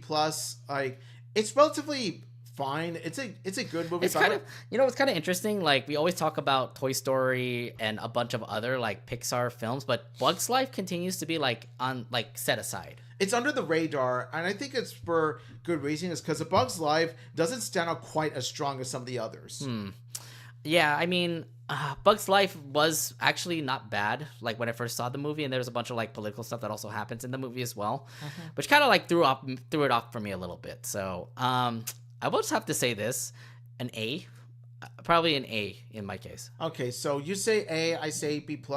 So would you put it like A-? Probably A. We'll probably put an A in this case. Fine. At the moment right now, it's currently an A. All right, next up, Toy Story 2. S tier. Okay, but you said S tier, but it's like better than Toy Story 1? I'm gonna say Toy Story 1 is better, really? Personally, really? than Toy Story 2. I kind of feel like Toy Story 2 was better just because we get to see more of like Woody's like how he came to be, because I just remember in Toy Story 1 we just see Woody. Like, he came from Woody's Roundup. Okay, what was it all about? And, this whole story about a person collecting this Woody and this guy and then this guy who's collecting all the Woody's Roundup stuff. And the whole adventure of a toy just going to Japan and trying to get out of Japan. And I'm like, oh my God, this is kind of fun. I actually think it's better than Toy Story 2 to me. I think that it comes from the fact of I still hold much more of a sentimental value to Toy Story 1 than 2. Like, Toy Story 2 is still a strong movie on its own for all the reasons you pointed out. And plus, When She Loved Me is something that'll make that freaking cry. Song was so good, It'll too. make you Yeah. cry. I'm just saying, like, it impacted me a whole lot more because, like, Jessie obviously was just a toy and the girl, yeah. And the girl didn't care about Yeah, it. exactly. So I'm just like, this is just really good. I have to say this. I will say though, Toy Story 2 had the best comedy out of all the Toy Story movies. Like the Toy Story 2, jokes, they really do land. I will have to say this. I'll put S, but I think it's better than Toy Story 2. Do you think it's better than Toy Story 2? Or Toy Story 1? I prefer 1, but I can't see why some would say 2 is better. Right. Like, it does have a stronger So you'll agree story. with me that Toy Story 1 is better than... Toy Story 2 is better than Toy Story 1. I can take it. Yeah, he's gonna agree with me on that one. I love both of them, but yes, Toy Story 2 I think takes the cake better than that. Next up, Monsters Inc. Monsters Inc. I'm gonna say S tier as well. Really? Do you think it's that good? I think it's, when you look at it, it actually turns out to be like a stronger movie than than how it presents itself. Like, yeah, you look at this, you think, oh, it's a silly monster movie, but no, it actually turns out to be much more dramatic and much more emotional than you give it credit for. It's a human that, it's about like monsters and then humans try to, fill the world and stuff like that. And not to mention how when you watch it, especially as an adult, this movie hits with you considering the fact how Monsters Incorporated is a workplace. And Yeah, you do relate to the that's employees true. trying to do their job. Yeah, but if anything, like I just think it probably is in the S tier in my case. Like I was thinking A plus to S minus tier in my case. So I mean, I could be with you and say it S as well. Yeah, sure, So we could do S. okay, we just say S, but I think it's below Toy Stories, right? It's a below the Toy Story movies. Okay, Yeah. so you agree with me on that one. All right, Monsters Inc. is gonna be down here. Finding Nemo. Yes, my favorite Pixar movie. Let's go. So it's gonna be S tier on the top already. S tier all the way for me, man. Really? Even better than the Toy Story movies? Like, yeah, I would say like even better than, because as much as I hold sentimental value Toy Story movies, I love them, but Finding Nemo has always been like it's always been the best Pixar movie for me because of how deep it is, how emotional it is, how big of a grand adventure it is, and how it resonates with me. Like everything about Finding Nemo just screams my favorite Pixar movie. Okay, Finding Nemo was not bad, but I look back at like Toy Story 2 and I thought that was just absolutely like a gold mine of like an amazing story. But like Finding Nemo is great. Like I would agree it's S tier as well. Mm-hmm. But like the placement of it in S tier is the one that's questionable right now because like again we have three like movies in the S tier right now, and I feel like Toy Story 2 beats out Finding Nemo in my case. I feel like it doesn't matter where as long as it's in the S tier, but as long as it beats Monsters Inc. Okay, so like, it's true, really Monsters Inc. But I think it's Finding Nemo is probably behind Toy Story 2 in my case. We can do a compromise, yeah. So you're okay with that? Yeah, it's fine. All right, so that's what he said. Finding Nemo is below Toy Story 2. So right now, Toy Story 2 and Finding Nemo are right over there. These two. Cool. How about The Incredibles? The Incredibles, now, when I was a kid, I thought it was okay, but when I watched it as an adult, I really loved the hell out of Incredibles. I started watching more of Incredibles, and I just started to, again, love how The Incredibles are now, especially after just, like, seeing how a family... how a bunch of superheroes became like regular people, and then of course they want to bring back the superhero life, and that whole like story was pretty cool. Plus the fact that their kids are also really kick ass as well. So Violet and Dash, yeah, yeah, it's a nice combination of the superhero genre you mix in with the slice of family genre. It's so different, and I just love the concept of what Brad Bird did when he, directed this film and everything. So like he made superheroes so real, and by real I mean like they portrayed them realistically because they portrayed them not just as superheroes but actually as regular people. Yeah. So right now we are putting in the S tier, but like where would you locate in the S tier? I personally would say in between Finding Nemo and Toy Story 1. Oh yeah. Oh, Toy Story 1. I thought Toy Story was 2 actually. Like you would put that. I would actually put it in between Toy Story 2 and Finding Nemo. It doesn't matter. Like as long as you put in the S tier. Okay, so you agree as well that we'll do it right there. Okay, Incredibles right there, and then we're gonna do the same thing right here. Okay, how about Cars? Okay, I'm gonna say this right now. I'm not a fan of the Cars movies. Just all of them. Can you at least say that the first one is okay? Now, the only thing the first one had going for it, there are actually a few elements that Cars had going for it. One of them, of course, is the landscape, the production design. Oh, it looks so Radiator good. Springs looks beautiful, and also Doc Hudson. Like Doc Hudson was my favorite Cars character. He was a legend for sure, especially with the fact about the whole Piston Cup thing, and then how I mean, if anything, it's pretty much more of like a show-offy guy who gets like grounded to actually realize what the whole Piston Cup is all about. Yeah, it follows the typical cocky star, gets, humble, he gets a reality check. It's like, we've seen a movie, that kind of plot done millions of times, and it's done to death. It's been done better. Yeah, but I kind of like how they do it, just because it's like a car that just becomes like a big show off, and then just moves into a country and just says like, I feel like it's so much better. But like, I agree with you. It shouldn't be an S. It should be, I think, A, honestly. Not even A. Really? You don't like it? You don't like it that well? I'm hesitant to put it at B. I'm gonna put a C plus or B. Really? Yeah. I'm sorry, but like, this guy go harsh on the Cars, man. there have been worse Cars movies. Oh, we'll discuss that later. There have been worse Cars movies, but in terms when you look at Cars 1 itself, it's not that great. Yeah. I do say it's still not bad. I mean, like, I keep on watching Cars, and then, like, I just kept it on, and it's just really nice watch to see, just to see how Lightning McQueen became such a star. And then you get to see, like, characters like Tomater, and then like what was it? The other cars in Radiator Springs. Plus, why do cars talk and have feelings? It just doesn't. Well, why do toys do the same thing? No, but the toys at least look like toys. The cars look like cartoons. But the toys are the same thing, right? I'm just saying. They're inanimate objects talking. Yeah, but they actually do something that's actually clever with it. Like, you have all these toys, like, they work as, you know, a group of toys. Well, the cars are doing the same thing. Yeah, but Cars doesn't really, you know, take advantage of the premise well as much as Toy Story does with toys. No. I still think it's a good movie. I'm putting it at A, but you put B. You already put C+ on it, so we're regulating it to B now. So compromise B is fine, I guess. Cars is B. How about Ratatouille? Now, Ratatouille, I would put it in A tier, but there's actually one particular scene that made it elevate to S tier, and that is the monologue, the Antoine Ego speech. I thought okay, that speech is cool, but the food and like everything about like a freaking homeboy that doesn't know how to cook is being using a mouse to cook, and like makes the mouse very popular, makes his own restaurant and stuff. I'm like, this is so cool. Like, you know, you never expected a small little mouse to actually, you know, become a big like chef itself. Ratatouille is such a passionate movie. It really does bring in the passion of France, the passion of cooking. Yeah, and I mean, it's not just the speech. It just feels more like everything about it, like how a rat can become a chef. Because whenever people see rats, you did see it in the whole Ratatouille franchise. Like you see the whole movie of Ratatouille. Oh, rat, you know, way, you know, that kind of thing. It makes me think like, hey, anything could cook, like what the chef said. Anyone could cook. Yeah, anyone could cook. So I think that the whole setting was right there in that movie, and it worked out. And I do like that whole thing about it, plus the food. I mean, God, it just makes me feel hungry every time I watch Ratatouille.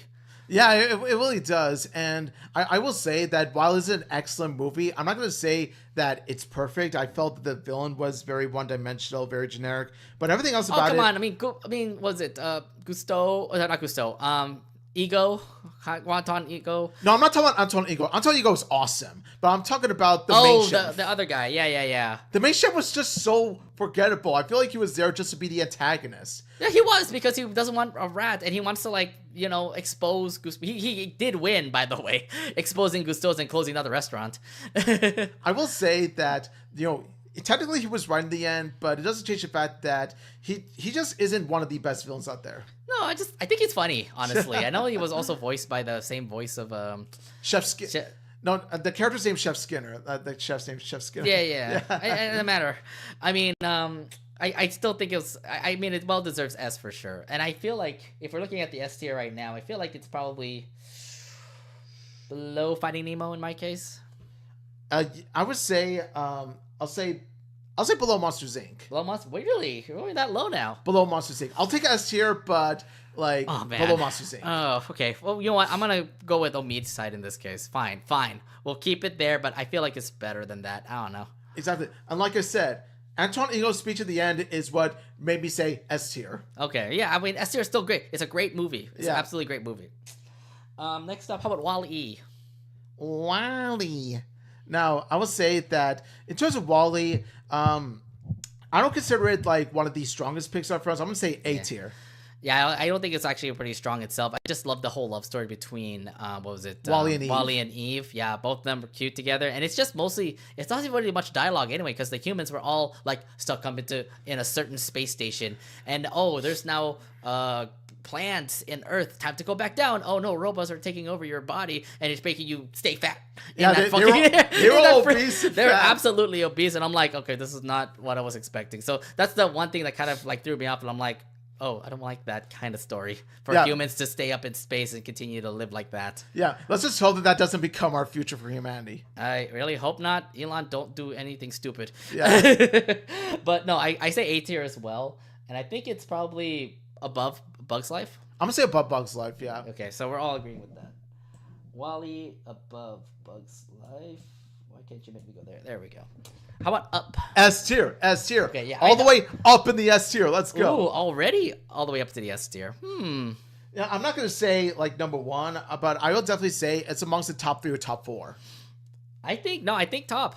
I think top, honestly, because like I love the story about Carl Fredricksen and the little kid as well. Yeah, the story with Carly Russell is so heartwarming, but yeah, it all comes down to the 8 minutes that you see of Carl and Ellie together is so beautiful. Quite possibly one of the best, one of the best first 8 minutes of a film ever. Oh, man, that whole first 8 minutes of the movie was just absolutely heartbreaking too. Just the whole fact of like how Carl was from a little kid to who he was as an old man. Yeah. And the fact that Ellie and Carl were just together. And then also that impactful moment where like Ellie says like, it's time for you to get your own adventure. That whole freaking adventure book was just, man. That scrapbook scene. That tears me up. That tears me up all the time when I see it too. There's so much emotional resonance put into it, especially how the fact that there's no dialogue. It's just all feels. And I love the whole, like, the whole after that where it's like, now make your own adventure, and then he goes to his own adventure trying to rescue the bird and everything. Yeah, God, it just was absolutely great. Plus the whole scene with the dogs and that one guy and just that whole ending sequence of it and everything. It just was really great of a movie. And also, I must say S all the way at the top right now. I think S all the way at the top right now. I can see why. The emotional resonance is pretty much like the strongest, and it definitely deserved to be nominated for Best Picture. Yes, and I really wish it was Best Picture. I think it did win, by the way. Up didn't win Best Picture. It got nominated for Best Picture. Oh, Shrek. It was Shrek. No. Yeah. No. If you're talking about an animated movie that won Best Picture, no animated film won Best Picture. Really? Yeah. Oh, no. We're talking about Best Animated Film. No, Best Animated Film was Up, definitely. Yeah, that's what I'm saying. Like, that's what I'm saying. Like, that it still won an Oscar for Best Animated Film. It still won an Oscar. It'll never win Best Picture. Look, animation doesn't win Best Picture, unfortunately. But Up has the highest honor of being nominated for Best Picture. We do still celebrate for that. So, will you agree it'll be higher than Toy Story 2? Higher than Toy Story 2. Yeah, I agree with it, too. I think Up definitely would be up there. So, at the one right now, that is our current overall favorite Pixar film. I will bestow you the highest honor I could bestow, all the way up to this year. Okay. Now we have a big compromise ahead of us with Toy Story 3. And speaking of animated films that were nominated for Best Picture, we're talking about Toy Story 3. Yes, we are. Mm-hmm. And I'm going to say this right now. Toy Story 3 is the best Toy Story film. It is the best. It is definitely the best out of it all because it talks about people growing up. Andy grew up. And he was about to get rid of his toys to kindergartners. The toys are about to be destroyed. They want to go back to Andy, especially Woody wants to go back to Andy. And then the whole ending scene where he sends off his toys to Bonnie. And I'm like, okay, that turns out to be one of the best like scenes ever for like a Toy Story franchise to say like, goodbye. If this is the end of the Toy Story franchise, hey, Bonnie's now your next leader of the toys. And I'm like, could have been, should have been. It should have been the final ending. That should have been the final ending. Should have been because the ending was so perfect. Exactly. And if it were to end on Toy Story 3 like that, I would have to give it an S tier for sure. And I think it's probably the highest right now for S tier. Yeah, I think so too. Even higher than Up. Yeah, I think it's higher than Up as well. Because like I really loved Toy Story 3 when I watched it. It was just absolutely amazing. So it absolutely is. Like it has a combination of everything: the comedy, the drama, the emotion. The stakes were so high, and especially that climax was just like, oh my god, are they going to? Okay, so we're going straight for S tier for Toy Story 3? S tier. Let's go. All the way to the top? Just all the way to the top, right? All the way to the top. All right, there we go. Oh, man. Next up, Cars 2. Going from top to bottom. Going from top to bottom. I think I'll be the first one to put this in the F tier for Cars 2. F tier. Immediately F tier. Okay. This was absolutely trash because it was just mostly about Mater. It wasn't about Lightning McQueen or the race or anything like that. It was just all about Mater being a spy. And I'm like, where did this whole freaking movie come from? Like, it's not supposed to be a movie. It's supposed to be like a freaking like spin-off series or something. Hey, we know why. We don't know why this movie was made in the first place. I know, but it was so bad. Like what? Why mix cars with spies? I don't get it. Is it during the time where spies was a big thing? You know. I don't get it. No. You could argue that there have been, better times for spy fiction in general, but still, though, why combine cars with spies? I don't get it. Yeah, and plus, Mater's really annoying. He's really stupid. He was really stupid, especially like throughout the whole movie itself, like eating wasabi like that, and oh god, I don't know I don't know what the spy agency was looking into when she was doing that. I don't know what Pixar was looking to when they made that. So I already put it F. I don't know if you were gonna do the same thing in F. F tier, yes. I'm putting all in F tier. It's a rare occasion that we put a Pixar movie, a freaking Pixar movie of all things, in an F tier. I'm pretty sure we're gonna have more come up for F tier. Just wait. Oh no, not. I think that they'll be D at lowest. D at lowest. I don't know about that. I'm gonna talk to you a little bit more about those other movies we got coming up. How about pick Brave? How about Brave? Brave, I'm gonna say a D. Wow, that's that bad? It's that bad? Like, I wanted to like Brave. I really did, because it's about a brave woman who wants to do her own thing. She wants to, be an archer and all that stuff. But I'm just like, they don't do the mother-daughter relationship all that well. Well, the mother was a bear. Yes, there's that. And the daughter was just, so unlikable that she's willing to transform mom into a bear. She was doing that thing where she's like, I'm gonna fight for my own hand. She's like, I want my independence. I don't want to have somebody say like, I want to marry this guy. Yeah, but by transforming your mom into a bear, it's like, are you serious? She was that desperate. I know that. But then, like, I love the whole heroic scene where she tries to, like, rescue, like, her mom to be not a bear anymore. There were like, what, the family was trying to get rid of the bear because it's her mom or something. Plus, the story's kind of weak. It's pretty much here's the thing. When the trailer, the marketing for Brave was interesting because we never expected the mom to be a bear. Like, we never saw that at all. I'm like, you could have done so much better with Merida wanting to explore the world. Merida wanting to do more. You could have done better. I don't know. I mean, I thought it was okay. I thought it was a C, honestly. Okay, so you say C, I say D. Yeah. So I mean, yeah, it's not that great, impressive movie. Like, I know it's supposed to be like a Disney princess movie because I think a lot of people love Merida at the moment. She's kind of like one of the Disney princesses, but she's not really an impressive Disney princess, honestly. So, no, we've seen better. We've seen better princesses. And I didn't hear about a Brave 2, hopefully. Do not do it, Pixar. Please do not do it. I'm just saying. The first one wasn't even that great to begin with. What's the point of doing Brave 2? Yeah, exactly. So, yes, I think I'm going to go with C at the moment for Brave. Seriously, Wreck-It Ralph should have won that best animated feature, category instead of Brave. Wreck-It Ralph is far superior. I don't know. I don't know. They're being dumb. Oscar's being dumb. Okay, next up, Monsters University. Now, Monsters University, I'm going to say it was... Go, keep going. Now, Monsters University, I'm going to say this right now. The first two acts of the movie were incredibly weak. Like, they were basically your generic college story about underdogs rising. But then, when you reach the third act is when it gets real Pixar quality. And the Monsters University started to get great the moment that Mike found out that Sully cheated. Is that all? And it has such a powerful message about how, no matter how much you try to follow your dreams, chances are that you're not always going to end up accomplishing the number one dream you wanted. So you might as well choose something else that makes you happy, all the more the same. I got to think about this because, I just felt that the whole college thing just felt weak. This whole story about the college thing is weak. Like, what was it? Mike tries to, get his way into college and become like the smartest person there to get to Monsters Inc.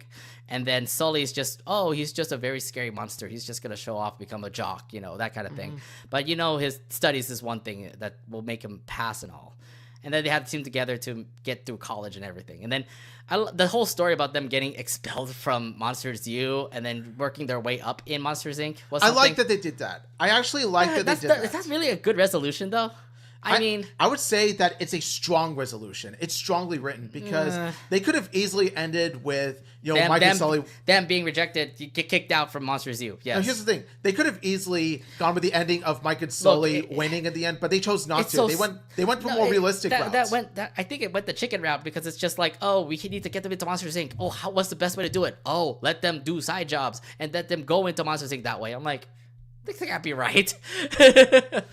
Well, I mean, it does show that even when you're expelled, even when you're kicked out, you could still make it as a person. You could still be successful. I felt like the whole compromise. I felt like the whole compromise of the story just felt very rushed. Like, oh, we'll do like montages for them to get into Monsters Inc. Like, really? This is the best way to answer your problem? Yeah, no, like I would agree with you about I'm gonna say this again. The first two acts were not that great. No, it wasn't. But the third act was something tremendous. Yeah. I actually liked the third act. It was great, but then again, the resolution kind of felt rushed, and I feel like this was not a great movie. I still say better than Brave, but it's like a C in my case. I'm gonna say now, Had it not been for the strong third act, I would have put it below Brave. But because of the third act, I would put it above Brave. So you're gonna put it C or B? What's the range for you? C plus. C so plus. You're in the C as range. Okay, so we're gonna put it right there. Monsters U with Brave. Okay, next up, Inside Out. Inside Out is S tier. Oh, I think so too. Easily S tier. S-tier. Finally, we got from the bottom of the rut of like these movies, and then they finally make a hit with Inside Out. Yeah, Inside Out was the movie to say that yes, we are back better than ever. We're back after like since Toy Story 3. Yeah, and I do love the whole start of the emotions for Riley, because like she started having, you know, these emotions: happy, joy, sad, kindness, anger, fear, you know, that kind of thing. And then what was it? I just remember like her emotions getting awry, especially sadness and joy doing their like little adventures there, that they couldn't be able to manage like what was it, Riley's mind. She ran away from home, man. That's saying something. As any child would do whenever they feel unhappy when they're in a new home. Yeah. So I mean, I enjoyed the story when I first saw the first movie of Inside Out, and I do say it will most likely be in the S tier. But like in your case, where would you put it in the S tier? I would say I would put it in between Toy Story 3 and up, like in the top 3 for sure. No way. Really? That high? That high. Inside Out was that powerful because of how, you know, it teaches an important lesson of emotions. That tells me that Inside 2 is better, isn't it? Inside Out 2 is better, but this is why I'm kind of like putting Inside Out 2 probably like below Toy Story. Below Toy Story 2. Below Toy Story 2. Yeah, but like while Inside Out 2 is better than Inside Out, it goes to show it's a question we have to ask ourselves. Inside Out definitely belongs to the S tier, but we're in the S tier. That's what I'm saying. Like I'm thinking probably in my case below Toy Story 2. I can compromise to that. Yeah. Well, you said below, so I'm thinking below up. It's probably below up. You think that's okay? Between Up and Toy Story 2? Yeah. I can get behind that. All right, cool. So we're gonna do that. Inside Out is gonna be right there below Toy Story 2. All right, I'm gonna do the same thing over here. Okay, so next up, Good Dinosaur. Good Dinosaur is a D. What is the point of Good Dinosaur again? A human comes in and a dinosaur needs to help him out. And honestly, the dinosaur was the weakest guy. I'm like, come on, is this the protagonist? The Good Dinosaur the movie was just as weak as Arlo himself. Like, the Good Dinosaur is basically the generic, you know, scaredy protagonist, learns to be brave, have courage, and it's just by the numbers. It's by the numbers. That's the problem. Good Dinosaur does nothing unique or different with that concept. Yeah, I was just not impressed with it. Oh, dinosaurs are ruining the world, and then he finds a human, and then, like, tries to go scour the world to find the parents of the human, and then goes back to his parents, and I'm like, I mean, again, he's kind of weak, and I understand like why the good why he's supposed to be the protag, just because like he wants to be brave, he wants to like go through all these challenges, not be scared, because that's the first thing when we first saw him, he was just scared going through all these challenges and stuff, and I'm like, I just don't like that dinosaur. I'm not a really big fan of him. Yeah, and not to mention that the antagonists are rather weak. Like, they're so one-dimensional and generic. You could barely remember the villains from Good Dinosaur. What were the villains? Like other dinosaurs? Or again, this is primeval world stuff, so I don't know. Yeah, it was those flying dinosaurs. Those ones. The pterodactyls. I don't remember it. I just remember it's supposed to be a dinosaur trying to get a baby back to his family, and I'm like, okay, cool, this is something. But I think I agree with you. It's probably a D as well. Yeah, like Spot was adorable. The T-Rexes were so cool, but other than that, there's not much going for it. Yeah, so Good Dinosaur is going to D, and we're going to do the same thing here. How about Finding Dory? Finding Dory, I found to be really underwhelming in comparison to the original. I have a feeling, why do we need a Dory story? I'm like, Finding Dory does have its charm, and Dory is a lovable character.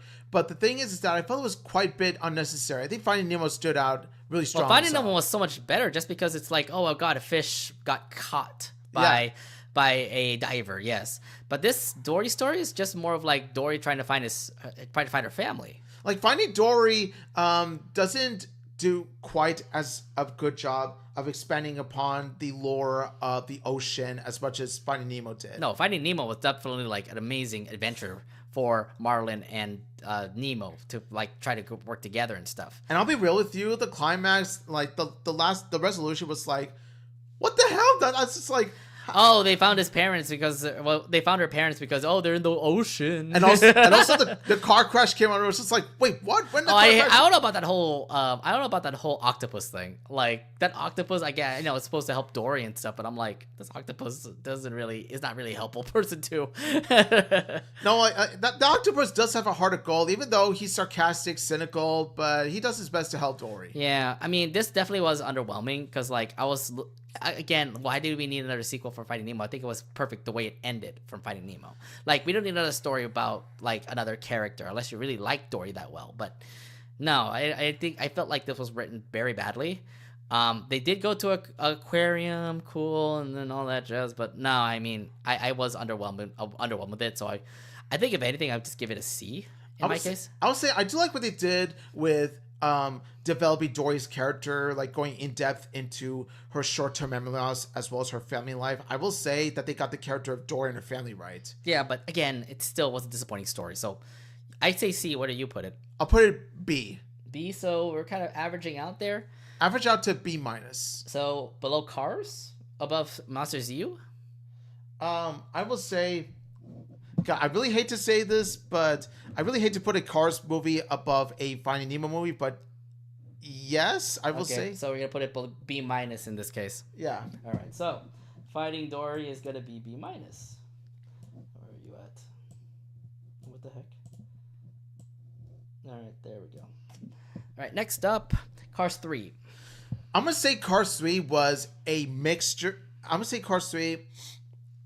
Cars 3, I would say is the strongest written of the three because it delves really because it delves into Lightning McQueen getting old and like not being in the best shape, and I feel like the movie does a good job in delving into that kind of character of Lightning.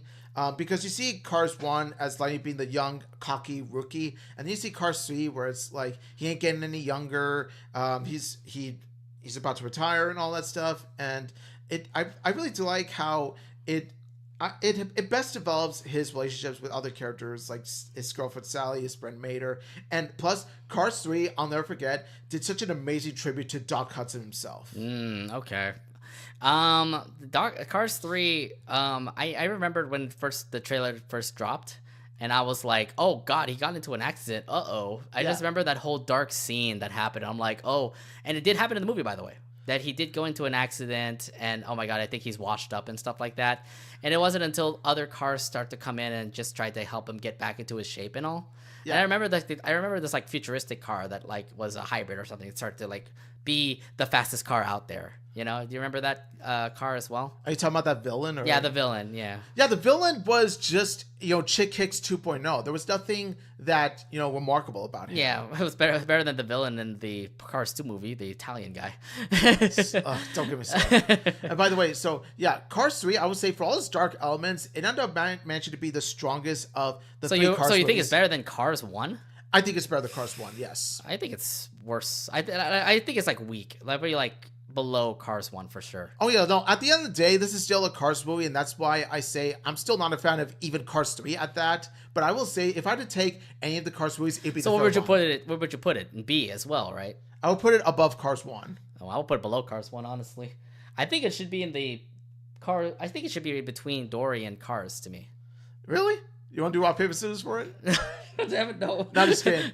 You know what? At the end of the day, they're all Cars movies. I'm not a fan of any of them, so you want to put it wherever you want. Okay, I'll do it in your case. We'll put Cars 3 above Cars 1 then, in that case. That's fair. All right, so we're going to do it like this. Cars 3 above Cars 1. There we go. How about Coco? S tier. I think that's finally we get a hit after some misses here all of a sudden. But yes, Coco definitely is in the S tier. Oh my god, the story of Coco was beautiful. It really was, and I feel like this is definitely one of those, dreamer movies in which a main protagonist wants to follow his dreams. It's done very well because of how it handles that aspect while combining the realistic, like aspects of the movie, like death and family. Mm-hmm. I feel like it stands as one of the strongest. I just loved like how it led up to that climactic point where Miguel goes to sing that song. Yeah. I was like, dude, I'm touched now. Remember me. Yeah.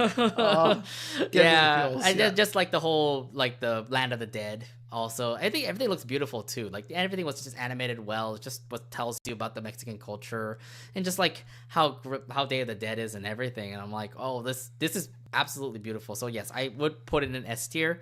Now the question is, where would you put it in S tier? I would put it between Toy Story 1 and Monsters Inc. But what do you think? Wait, what did you say again? Between Toy Story 1 and Monsters Inc. 1 and Monsters Inc. I think it's better than Toy Story 1, honestly.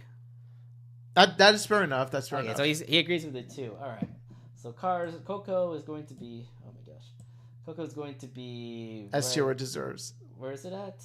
But above Toy Story, right? Okay. Above Toy Story. Yeah. Above Toy Story. So that's where we're at. All right. Next up, Incredibles 2. Incredibles 2, we were all hyped for, but the problem is that it could have been better. It could have been better. I was kind of very disappointed because it was all about Elastigirl. It was just mostly about Elastigirl. That's what I was excited for, because you had Mr. Incredible taking the main spotlight in Incredibles 1. It was a nice change of pace to give Elastigirl, the spotlight in Incredibles 2. The problem is that it ended up being weaker in comparison to the It was very, honestly, it was very weak to me, because it's like, oh, and Elastigirl is becoming the most popular, like, hero now, and Mr. Incredible is pretty much doing all the babysitting. And math is math. Math is math. Math is math. There's a lot of good funny scenes on it too, but like, no, I just didn't feel like it was great. Like, I kind of felt I kind of got tuned out, honestly, when I first saw the movie. Yeah. And I was just like, this is how we're going to go with it now. What happened to the family like working together? Not to mention the fact that the villain twist was very weak. Like, I felt like the villain herself was not that great. Yeah, you're right about the villain thing too. It's just, there was potential for an Elastigirl centered focus movie to be as great as Mr. Incredible's focus movie, but it squandered that potential. Mm-hmm. And it pains me to say this because I'm a fan of Elastigirl, but I felt like that the movie didn't do her justice. No, Syndrome was so much better. Syndrome was way better. Like I mean, Syndrome, with the grudge that he had with Mr. Incredible, I felt that was like a great way to make a villain arc, right? Versus what this girl was. Oh, okay. She came out of nowhere as the villain. Yeah, like, okay, where's your story of why you became a villain? See, what I liked about Syndrome was that he was properly built up from being this, eager fanboy all the way up to a super notorious villain.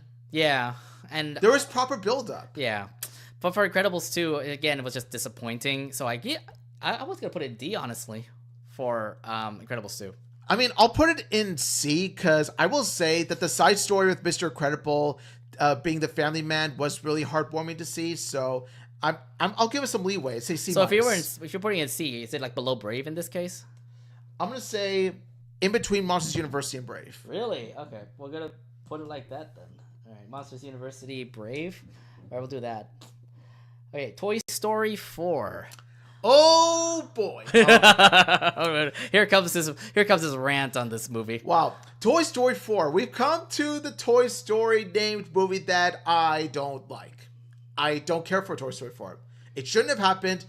I don't know why it happened, but it happened for some reason. Bonnie made a new toy about a spork, and she lost it, and the toys have to rescue it. My God, like the way Bonnie treated Woody was such an injustice because it goes against her character in Toy Story 3, where Bonnie loved Woody in Toy Story 3, and now Toy Story 4, like she just treats him like trash. It's just like, why? It diminishes the impact that the third film had, and it pisses me off. Yeah, I don't know what they did. I don't know why they need to make a 4 just because 3 was just a perfect ending.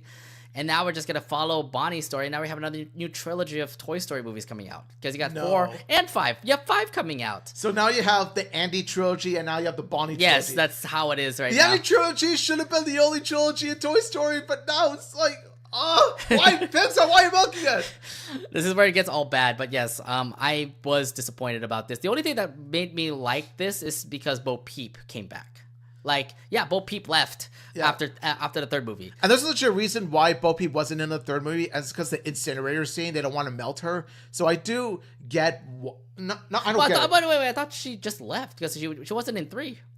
No, because the reason why...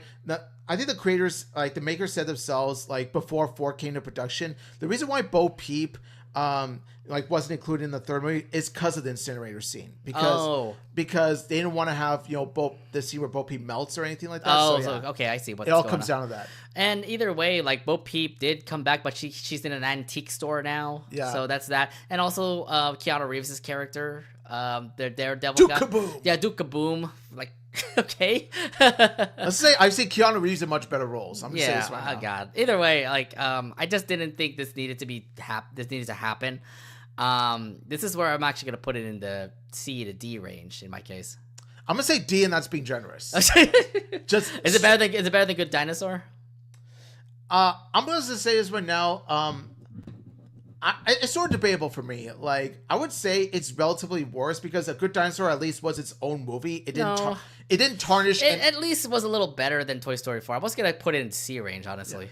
Like, Good Dinosaur at least didn't tarnish any of the previous Pixar movies, whereas Toy Story 4 really tarnished the Toy Story 3. So where would you put it? D or C in this case? You said D? D. I was gonna put it C. So you want to like make a compromise, make it C minus or something? D plus. D. No, I'm sorry. So Brave is better than Toy Story 4? I say so also. So because at least Brave was its own thing. At least Brave didn't tarnish any of the previous Pixar. All right, so we're gonna do that. Toy Story 4 will be in the D range here. Okay, there we go. Okay, next Onward. Now I'm gonna be honest with y'all. I did not watch Onward, so I'm going to leave it at that. Omid, where would you put Onward? Onward, I thought it was okay. Not that stellar, but not bad either. I did like the bond between the two brothers, but I feel like when it comes to having fantasy people act as humans, I feel like it was a bit, it's like, I get what they were trying to do, but it just wasn't handled in the most unique way it could have been. I don't know. It's just like, but the ending in Onward was very impactful. So I'm going to say Onward was okay, just straight out C. So just a C? Okay, so where would you put it in the C range in that case? I'm going to say in between Monsters University and Incredibles 2. Okay, so it's that good. Recommendation for me to watch, by the way? I say watch it only once, just to see what your thoughts are. All right, cool. I'll watch it only once, so I'll have to watch it eventually. Onward. Next up, Soul. Soul, S tier. Really? S is for Soul. Really? That? Really? You go for that? Because it delves into existential crisis. Remember, this is a guy who passed away and they became a soul. It delves into, what is your purpose in life? Is it to follow a dream? Is it to live your life? It asks so much big questions and it delivers its answers for you. And that's why I adore it. I thought it was okay. I didn't think it was that impactful. He did get a chance in Second Life, which was something that I never expected. I thought he was actually okay to sacrifice himself, But like, it didn't really attract me as much compared to like the other Pixar movies. I was gonna give it like a B. Really? Honestly, so we could both agree A tier. Okay, yeah, we could compromise to A. Then A's big enough. Where would you put it in A then? Definitely above Wall-E and Bug's Life. Please above Wall-E. Please above Wall-E and Bug's Life. Maybe in between. Is that okay in between? Fine, I guess. How about Luca? Luca, I will say, is quite a solid movie by itself. I wouldn't say that, it's relatively the weakest of the three, Pixar pandemic movies, but Luca's still strong on its own. I think it's strong as itself. I just love the fact that, you got fish people trying to be human, and then, humans don't like the fish people or something like that. Like, they don't want to be exposed out into the human world, And the animation style and the character design is very unique. It's cool. Fish people and humans just being like that. I think it's still, a good slice, a good, movie of it itself. But it didn't really give any groundbreaking moments here and there. It wasn't as big compared to a Toy Story movie or a Brave movie or anything like that. So Silencio Bruno. Yeah, Silencio Bruno. I give it B in my case. I would say A, so I'll say A minus or B plus. B plus. So we're gonna put it probably below Soul in my case. Below Soul, where it belongs. Below Soul, okay. All right. So it's still better than Bug's Life. All right. So below. I think it's better than... Okay, to be fair, I think it's better than Soul, honestly. Do you think we should go there, or... No. You cannot put Luca above Soul. You just can't. Okay. How about Turning Red? Turning Red, let's go. Okay. This is where it gets a little bit pivotal. I think this is S tier, honestly. I will say, Sorry, like the nostalgia that comes up from this movie with the freaking like boy bands and like cell phones and whatever, and then the camera that they use in the like 90s 2000s, and I'm like, oh god, this is just like what I grew up with. I'm like, this it's the nostalgic feel, so I have to put this like in S tier in my case. I'll say A tier. I will say that not one of the most groundbreaking Pixar movies, but it's definitely one of my favorites. It was really good. Like it's all about a girl growing up, and the way that she grows up is apparently a curse where she turns into a red panda. See, Turning Red is one of my favorite Pixar movies because of how it delves into the Chinese culture, as well as themes of growing up as a preteen who loves. Yeah. But I will say, like, I've seen better groundbreaking Pixar movies, but I will say, like, it's A+. A+, so should we make it better than WALL-E in this case? Better than WALL-E, yeah. Okay. At least we're going to make... it's kind of weird how the pandemic movies all became A. But I don't like how it's above Soul. I'm sorry, but I'll take Soul over Turning Red. Soul was, like, not that impactful. I love Turning Red a whole lot more. I thought Luca was better than Soul also. I think Soul was the weakest in my case. Wow, that's a hot take. That's my take. That's all I can say. All right, next up, oh god, Lightyear. Oh no. No. All right, Omi, you gotta explain your thoughts about this one. See, the movie was a box office bomb for a reason. There was a reason why Lightyear didn't get as much love, and yeah, if you see the movie itself, you know, like Lightyear had the potential to be a standalone Buzz Lightyear movie that did it justice, but no, it actually did the opposite. It actually made Buzz worse. Because it's supposed to be an origin story for Buzz Lightyear, right? It's supposed to be how he became a Star Command, like Ranger Star Command. Yeah, but how it's executed is so stupid. Like I feel like it's rushed.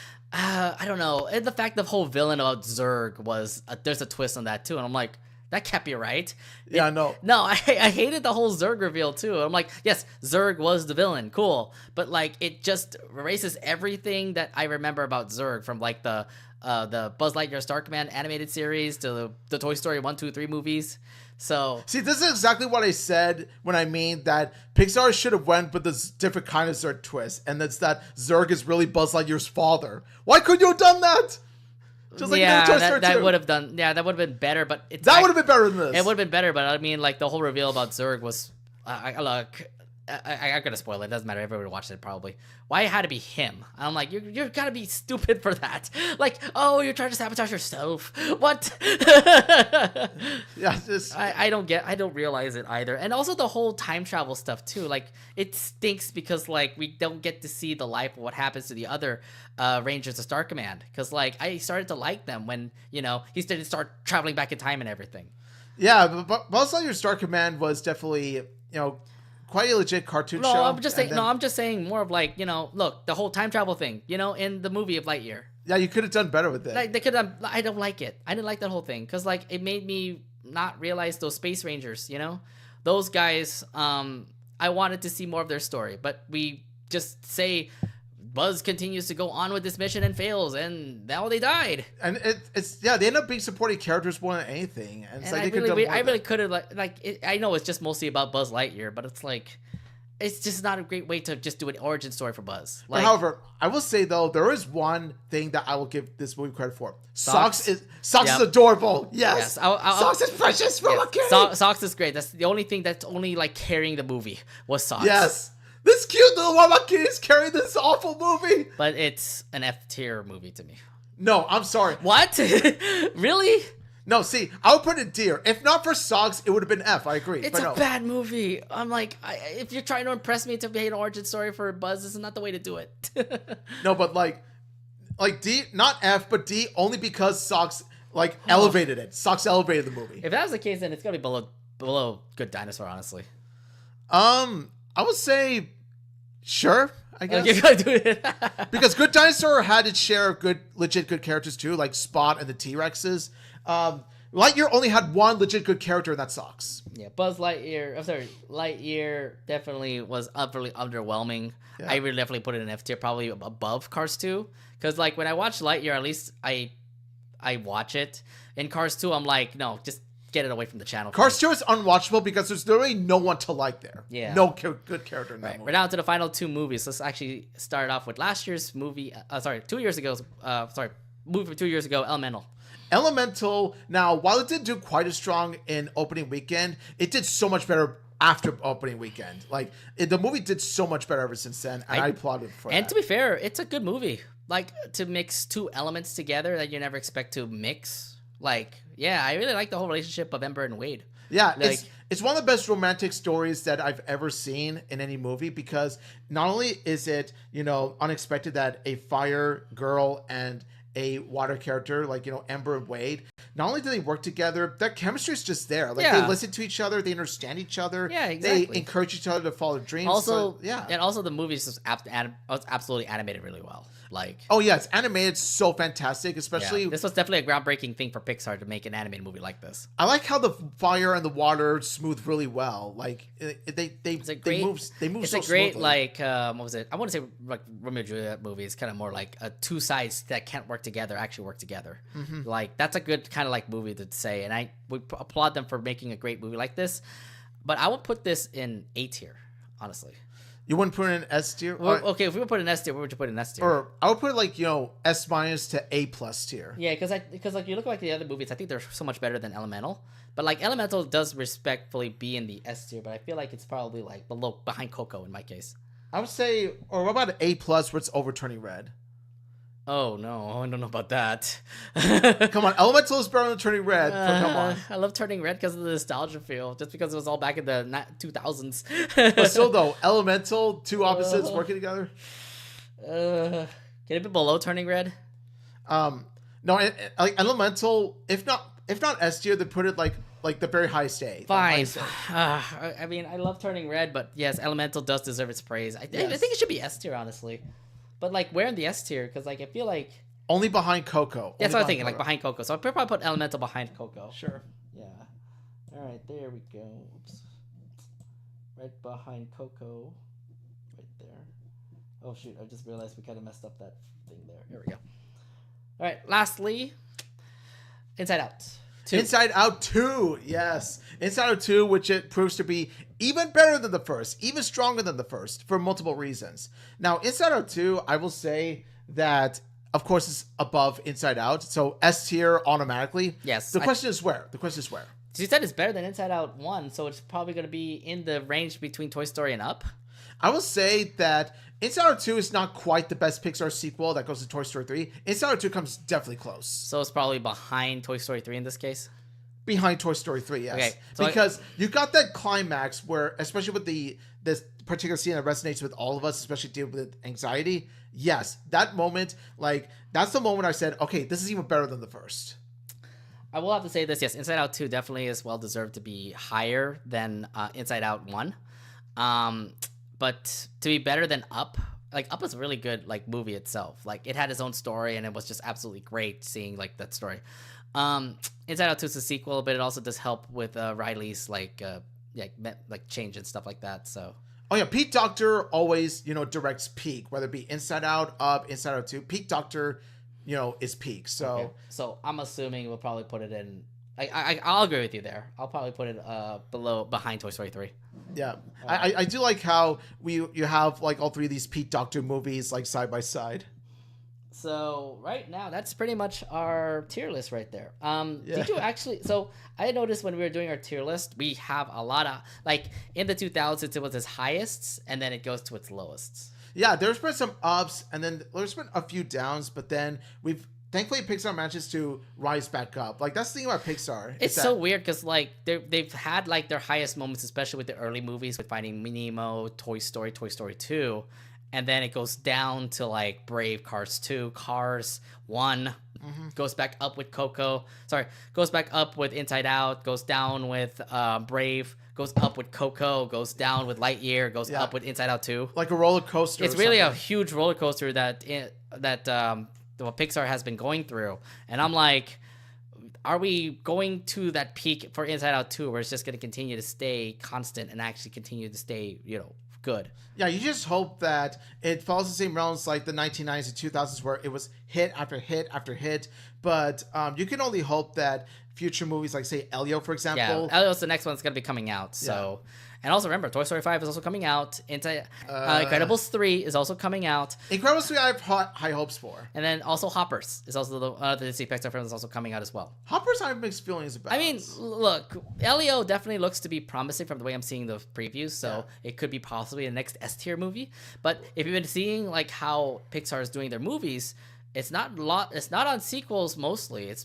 They're trying to still do originality here and there. So Hoppers is the original movie, but you still have sequels like Toy Story 5 and Incredibles 3 coming out. Yeah, but even with the originals, some of the original Pixar movies do tend to fall flat, like Good Dinosaur and Brave, for example. So I'm just hoping. I'm really hoping Elio actually does get to the S tier for me, because I do really hope that from the way I'm seeing things are right now, I do think Elio does look to be a good movie. We'll see how the thing goes, because like of course you don't see much when it comes to Elio at the moment, but maybe there's a big story that happens when you watch the movie. That's what their marketing is doing. Thanks a lot, Disney Pixar. Yeah.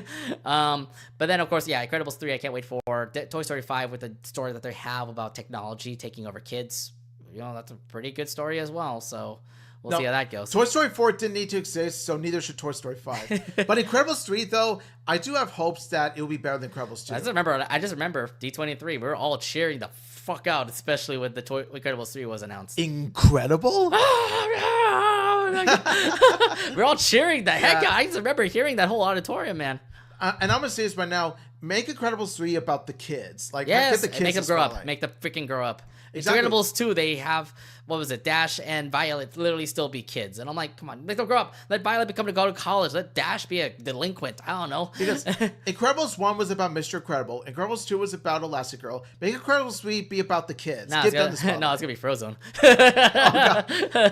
If they do make a Frozone spin-off movie, I'll be all in for it. No matter what, though, that's how our tier list is for Disney Pixar films at the moment. I know they're currently making more Disney films in their disposal, at their works right now. So we'll wait and see how it goes. We can't wait for Elio to come out this year, and we can't wait for whatever Pixar movie comes out in the future. Yeah, so we just hope that the best for Pixar, and let's just hope they continue to make stellar movies. Yeah, so that's our entire list. You guys can see it from our screen there. The only F we had was Cars 2.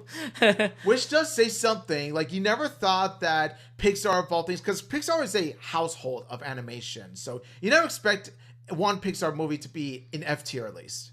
But if anything, like we did try to borderline when it comes to Pixar films, like going to F tier.